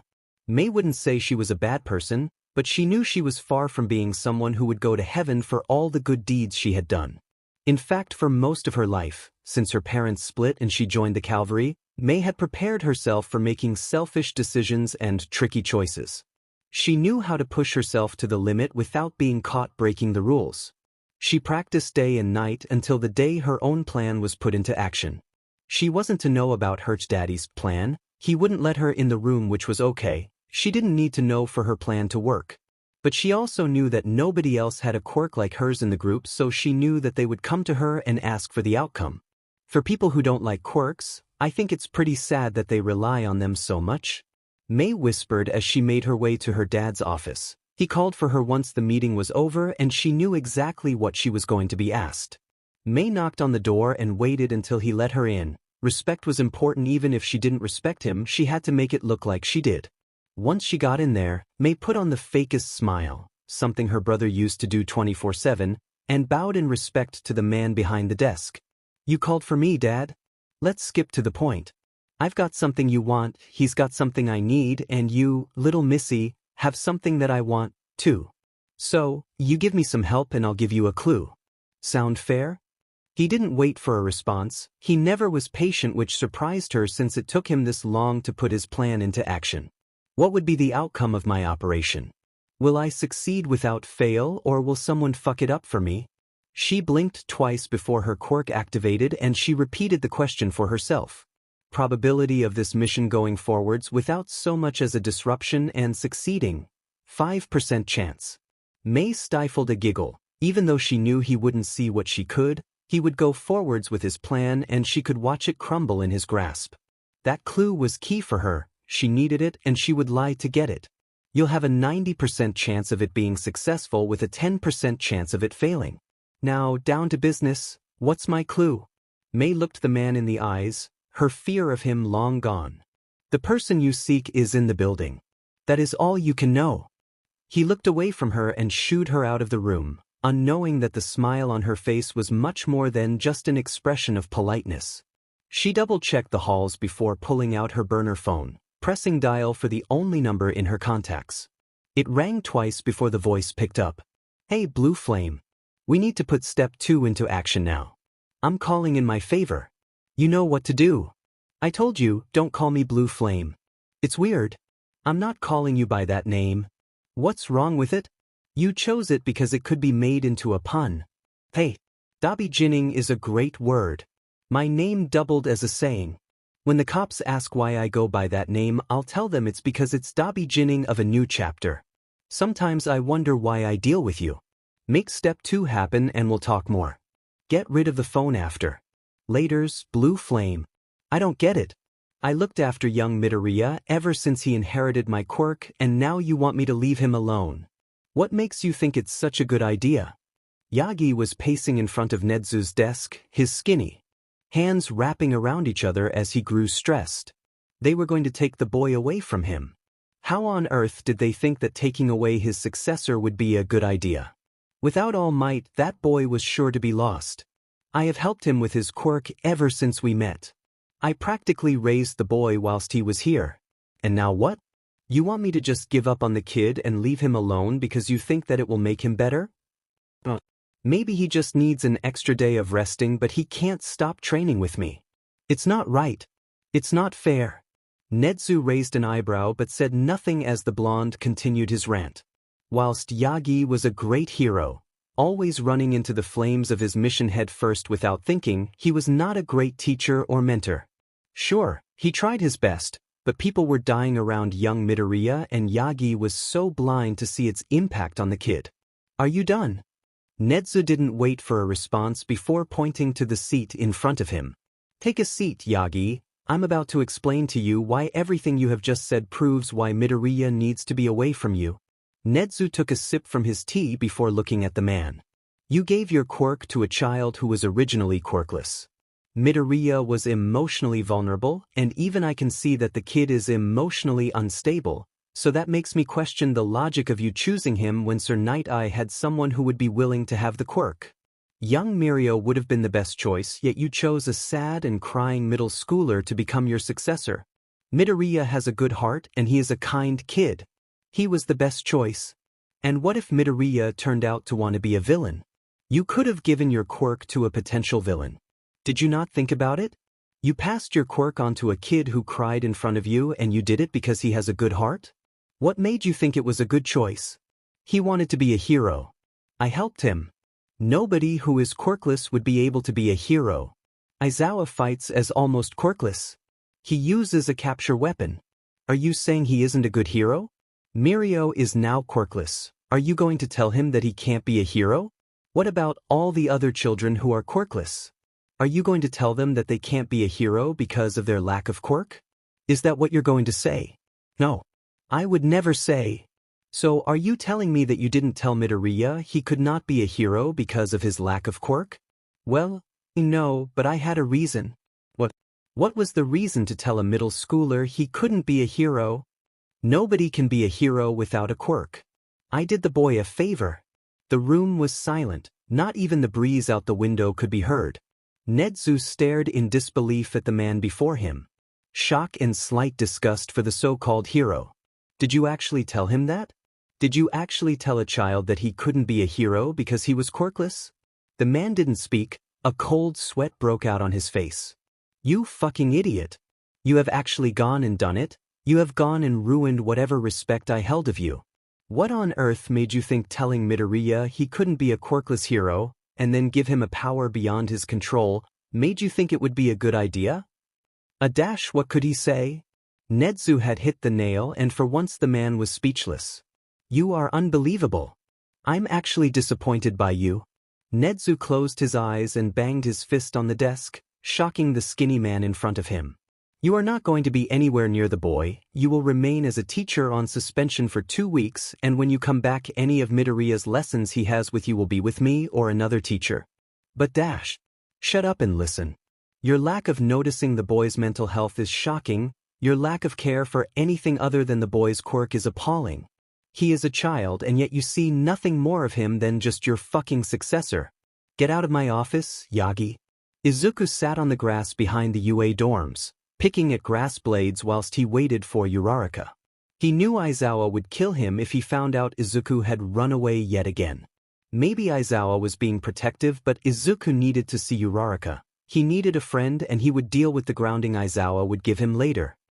He sat there for 5 minutes, maybe before he saw the familiar brown-haired girl run over to him. He got up and dusted down his, but before running to her, careful to stick to the shadows in case Aizawa was out on a manhunt. As soon as they were merely footsteps apart, Uraraka launched herself at him and hugged him in a vice-tight hug. Dead gods. Are you okay? I missed you. She slumped into the hug, resting her head on his shoulder as she grasped the fabric of his shirt in her balled-up fists. You have no idea how much I've missed you, Deku. Me too. He sighed into her hair, inhaling the strawberry and kiwi shampoo scent with a smile. I can't stay too long, Mr. Aizawa will kill me. She gasped before pulling away from the hug to look into his amused eyes. He's napping in the classroom because he screamed himself to exhaustion. They both chuckled at the expense of their homeroom teacher before hugging again. You are something else, Deku. You are something else. If only you could know. So, the girl is your weakness? You think everything is a weakness. Fair play, kid, but if we are to ever teach you a lesson, I know this girl would be the key to compliance. Oh, fuck off. You leave her out of it. Wonder Boy's Achilles heel is a girl? Gods, how cliché. Hey, Dad. What's going on in that head of yours? Uraraka took his hand in hers and led him over to a shady tree. Stupid question you're always thinking. I bet your mind had cabinet files. She joked with a soft smile. Yeah, how are you? How's everyone back at the dorms? We're good, you might not think it but we all miss you. Hell, even Ida has been struggling. His homework has always been over 95. Well, it's at 94 and under. She sighed and rested her head on his shoulder with a sad smile. I know you don't want to hear this, but you being gone has taken a toll on all of us, Deku. Do you hear that, freak? Even when you're gone you're ruining everyone's lives. I'm sorry to hear that. Tears pricked at his eyes but he kept them closed to hide his guilt. I should get going before I cause any more trouble. Wait, before you decide to go can I just say something? He nodded and made no move to leave. She took his hand in hers and swiped her thumb against his cheeks to wipe away the tears. You know that none of us hold you at fault, right? We miss you but I'm sure you're gone for a good reason. Don't you ever feel like you have to explain yourself to us because your life is yours and yours alone? He opened his eyes and looked at her kind smile. You should never do something to please us, never explain yourself to make others feel happy. Keep as many secrets as you want, just know I'm here if you ever want me. He looked deeply into her eyes and cried softly. It was like all his barriers had broken from a simple word. To hear that he had a friend, someone to lean on, really made him feel happy. Tears ran freely and he felt like a fool to be crying in front of a girl like a little whiny bitch. You really are a little bitch. Look how weak you are. How pathetic. Oh, Deku, come here. She wrapped him up in a tight hug and being as careful as she could with her fingers as to not activate her quirk as she rocked him in her grip. I've got you. I got you. Just give up already. I've got you, it's gonna be okay. You have to find comfort from some bitch to make you feel better? It's gonna be okay. I don't know what's going on with you, Deku, but I know it'll get better. You have to hear a lie to make you feel better. I'll be by your side. We'll kick the world's ass if it's hurting you. But you have to get a girl to fight your battles. You really are just a weak bitch. How are you a man if this girl here fights better than you? We can get through this. As much as he wanted to believe Uraraka's words, he couldn't. She couldn't help him, no one could. He wouldn't get through this, he would die before he got through it.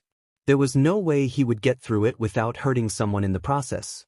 He couldn't watch someone else die or get hurt because of him. It wasn't fair on them. Just know that I will never leave your side, I promise you. And she'll break that promise when she finds out what you're like. When she finds out what's wrong with you. When she finds out about the real you. Shoyuta was going to kill Izuku. He was going to kill the boy, then bring him back from the dead just to kill him again. He was going to kill the boy, bring him back and lock him up for 1,000 years. Geez, Shoyuta. He's probably gone to see his friend. Hizashi laughed, smiling fondly at his husband's overprotectiveness as he watched Eri color in. What do you think boys do when they want a break from their parents? They go to their friends. I'm going to wrap that boy up in bubble wrap. No way in hell is he going to leave my sights. Shoyuta growled as he pulled his capture weapon on and headed towards the door. For all we know, Midoriya could have gone back to his house, or he could have gone to the beach. Maybe the cavalry have him. Oh gods. This kid is gonna be the death of me. Eri giggled, and if it was any other day, Shoyuta would have smiled at the joy coming from his child, but right now, his other problem child was missing, doing God knows what at God knows where. I'm going to kill the problem child. He ignored Yamada's laugh as he stormed out of the staff room. Daddy's mad, isn't he? Eri said in her quiet voice. Daddy's gonna be making dinner as an apology later, Hizashi laughed, handing his daughter a yellow crayon. Daddy's also going to regret leaving us with both his sleeping bag and pots of glitter. Eri's eyes lit up like fairy lights on a Christmas tree.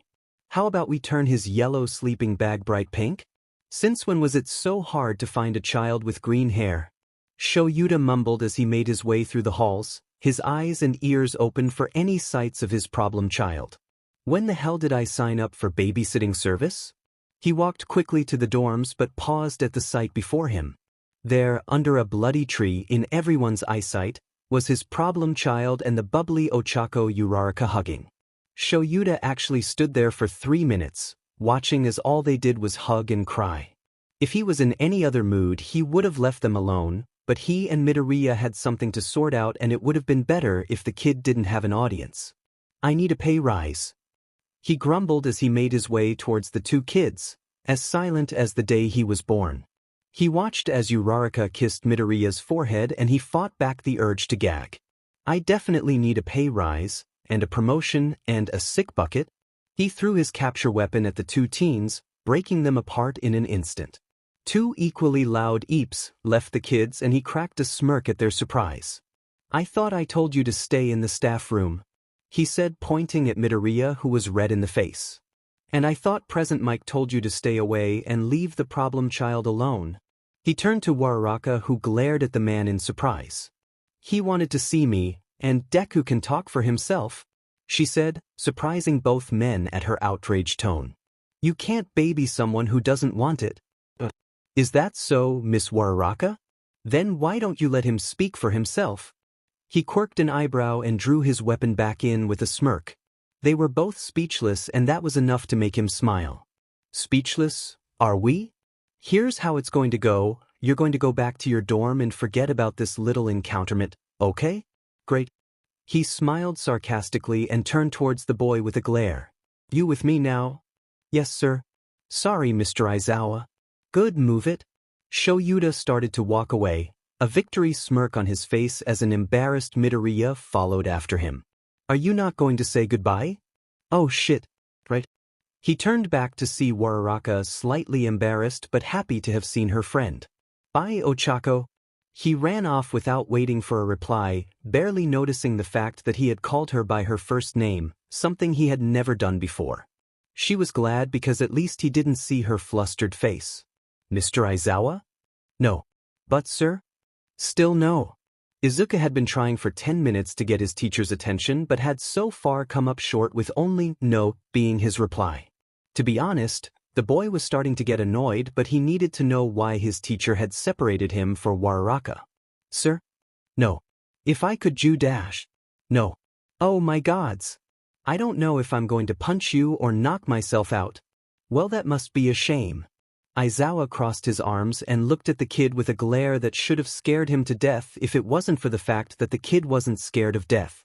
If you try anything then I will lock you in your room. Please, give me a break. You're acting like my dad, don't know if you know but I have gone long enough without one. Izuku knew it was a cheap shot, something that would hurt Aizawa, but he didn't care. Sure, he was being petty, sure he was being a douchebag. He was being a brat and he didn't care. I'm going to pretend you didn't say any of that and instead you're going to listen to me. Aizawa released an angry sigh and looked away from Izuku. They were sitting in the classroom now that everyone was at lunch, and Izuku didn't know if he was angry that he couldn't talk to Ochako or angry that Aizawa wouldn't talk to him. It was weird, Izuku didn't like rage. It wasn't his thing. But it is our thing, and our thing is making you feel the worst. Oh, would you look at that, the cavalry's back? How brilliant. Don't bite back at me, Deku. We don't appreciate that kind of tone. You don't like anything. Not true, you freak. I like the thing in your head. You like the thing that you don't know. Make perfect sense, your logic is flawless. It amazes me every time. Don't get cocky, kid. The more you make me mad, the more your lessons is going to hurt. You say the same thing every time. You think I'm always going to believe you?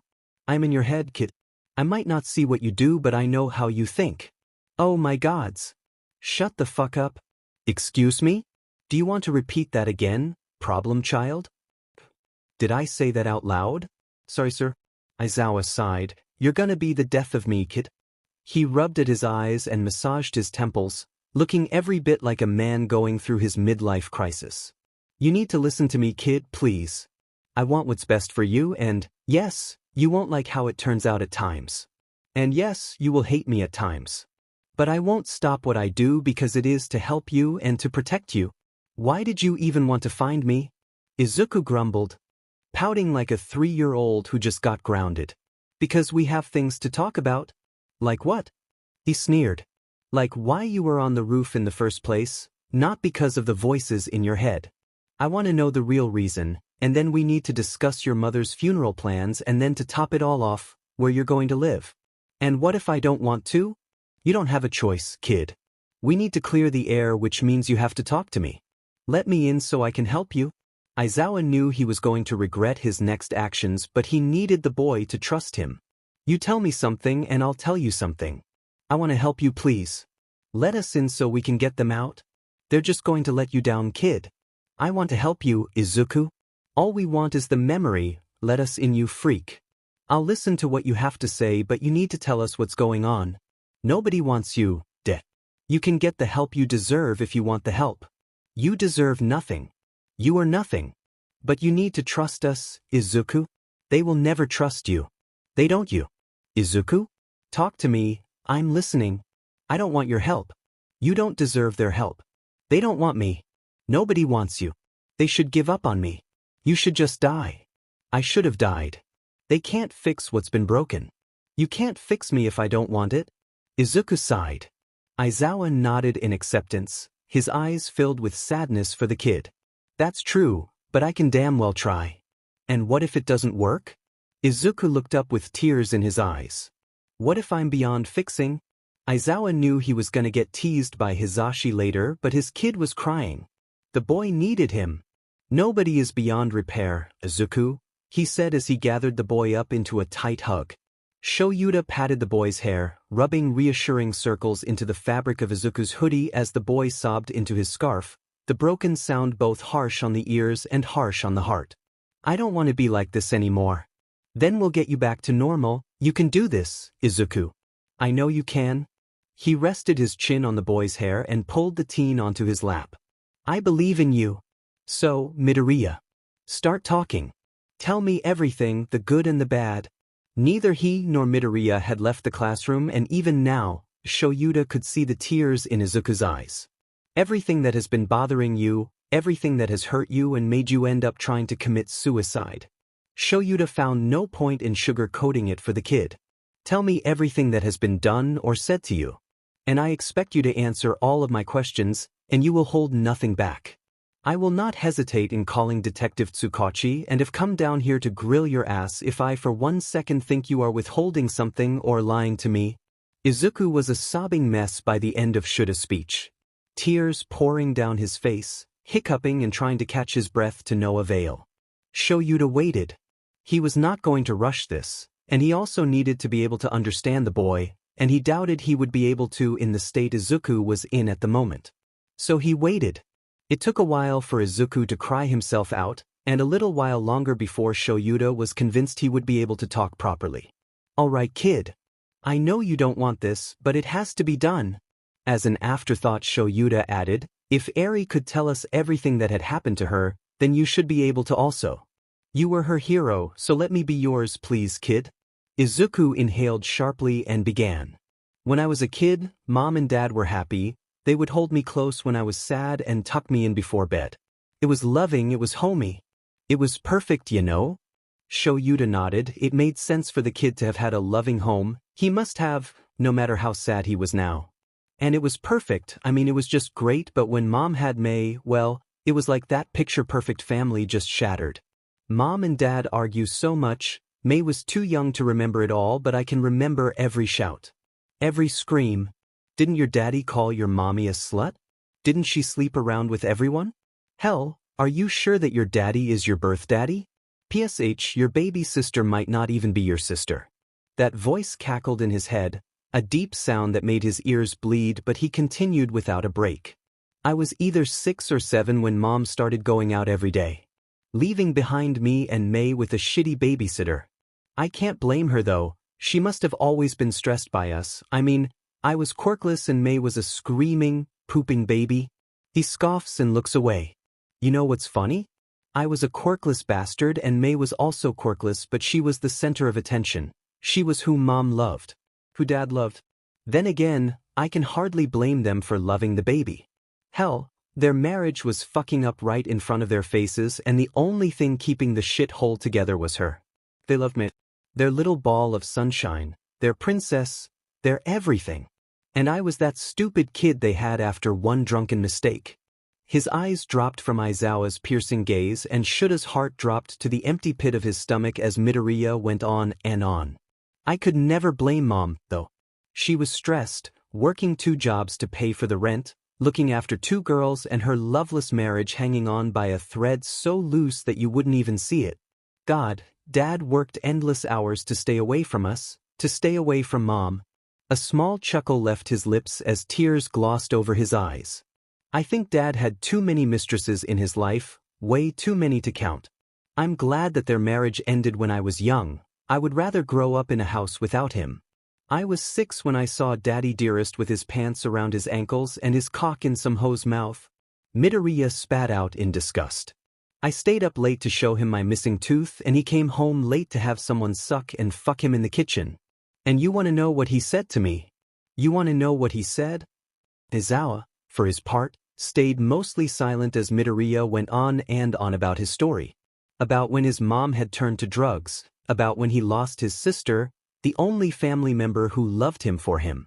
That fucking summer he took May was the summer that Mom became a shadow of her former self. She was nothing like what she used to be and then she got with that motherfucker. That prick. Spat flew as he swore loudly. He fucking killed Reddy. He killed my only friend in the whole world and left his fucking body to rot in a fucking cupboard in my fucking kitchen with his fucking neck fucking snapped and his eyes gouged out. Do you know how it felt? To see my only friend, the only family I trusted as a fucking 7-year-old, dead in the kitchen? Aizawa couldn't say anything because there was nothing to say. He nodded and stayed silent, watching Izuku, his problem child, take a deep breath in before rubbing at his eyes tiredly. Then she was out every night, partying and bringing men and women back in the morning. Then she was hiding the very purple bruises of her face. Then next thing we know, me and her end up in a fucking hospital beat black and blue because she finally stood up to that douchebag. We left there a broken family, But we were so much better than ever. We adopted Blossom. Fuck me, I don't even know where Blossom has gone. Maybe she ran away, maybe she was killed by these dicks. But I was happy for the first time in years when my 12th birthday came around because I had my old life back, and now I'm stuck in my shitty loop and all I want to do is die. All I want to do is curl up in a tiny ball and kill myself, and I do not care how hard I have to try. You won't stop me. Take a bow, Izuka. Well done, you fucking screw up. Now watch as Aizawa laughs in your face because what a pussy you are. Get it? Because you're still a stupid girl. A stupid little girl who hasn't woken up and realized the real lesson the world is trying to teach you. When will you learn your lesson, Izuka? When will you learn, you useless Deku? When will you learn, you good-for-nothing idiot? Never. And now you look like an idiot screaming never in front of your teacher? Or is he your daddy now? Wait, does that mean we have to kill him next? You lay a hand on Mr. Aizawa and I will kill you with my quirkless hands. I'd love to see you try. Midoriya? Midoriya? You need to breathe. Can you do that for me? Was that Aizawa-sensei? Was he talking to me? Considering you are the only Midoriya alive, then yes. Yes, he is talking to you. Hop off my dick, you prick. What dick? Bitch, all I see is a fucking pussy who duct tapes her tits to flatten her body and look like a guy. You will never be a guy. Fucking never. Oh, that is it. Fuck you and your mom. Fuck you. Leave me alone and get the fuck out of my head. Tell us what we want to know and we will leave you alone. Fuck you. Right back at ya.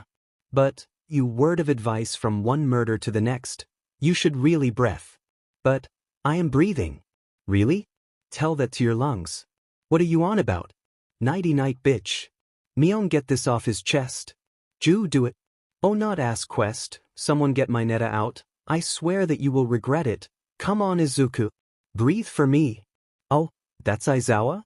Shit, he's passed out. How the hell would I know? Just go get her. Not dead? Sure. You're dead as a doornail. As dead as your mother and as dead as your kitty cat. It was that easy? No dick for brains. Gods, you really are fucking stupid. When May said she wanted to have a secret meeting place, this dumpster island wasn't where she had pictured herself. That wasn't even bad, she could deal with the smell. She did live with boys after all. No, what bothered her was the fact that she was standing out in the open, enclosed by trash, but that was beside the point, waiting for Dabi to show up. It was bad enough she was talking to him. It would be worse if someone found out what she was doing. Ugh, Dabi. She screamed in frustration, pulling at her ivy green locks whilst she waited for the burnt bastard to show up. Where the fuck are you? I swear to whatever the fuck above that if he blew me off. She trailed off before looking back at the wasteland. He hadn't even questioned what she wanted from him. It was as soon as he heard her name that he signed up. She knew nothing about what the man wanted, nothing of who he had and hadn't told. She knew nothing, and yet he seemed fine knowing only her name. It frustrated her to no end. Why didn't he want to know what she wanted? Why wasn't he suspicious of her? He accepted her call after 50 other, but as soon as she said her name he was all like, sign me the fuck up, like what the hell, dude? Why was it that when she was with the cavalry that her name mattered but her story mattered not? Why was it that Dabi only cared for who she was, not where she came from? Why were people like this? But why? Why? She kicked Deku across the floor before folding in on herself, legs collapsing and knees knocking harshly against the floor.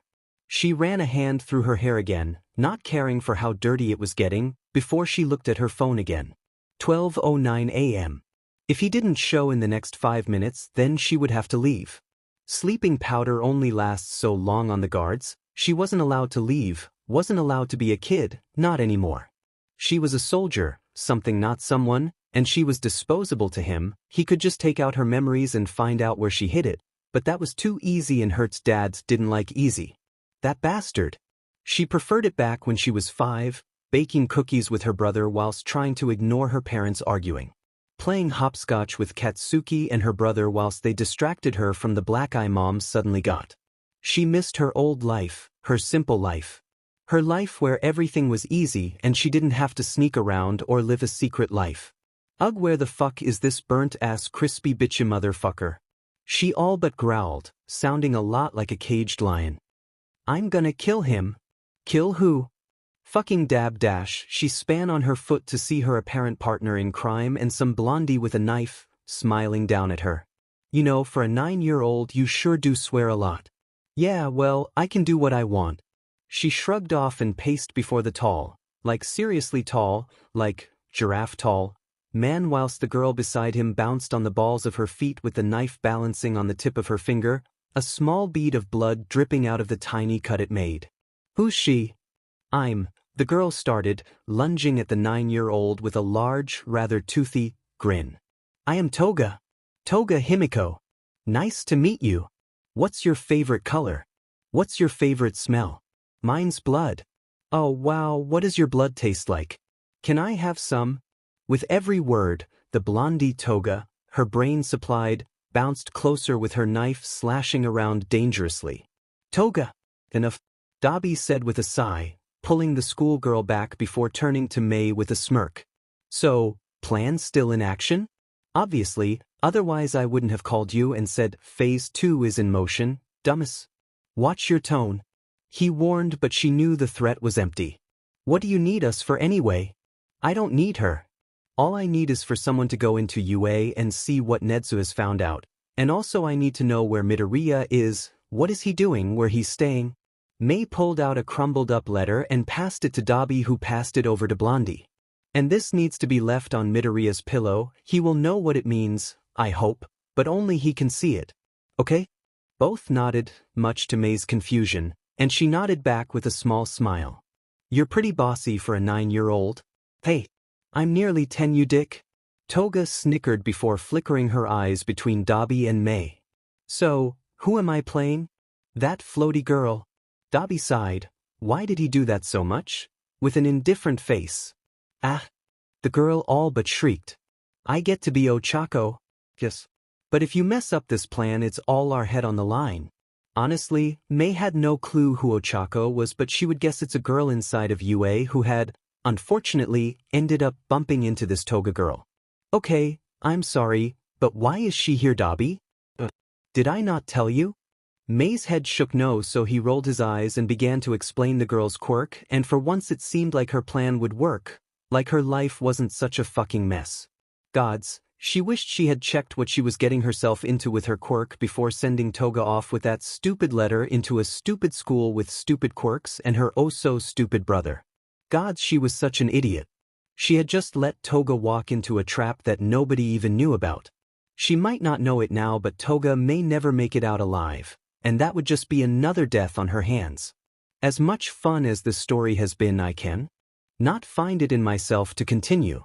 As selfish as it might seem, I do not care for this story, but I know that my readers do, and so I am willing to put it up for adoption, otherwise it will remain incomplete and will be orphaned.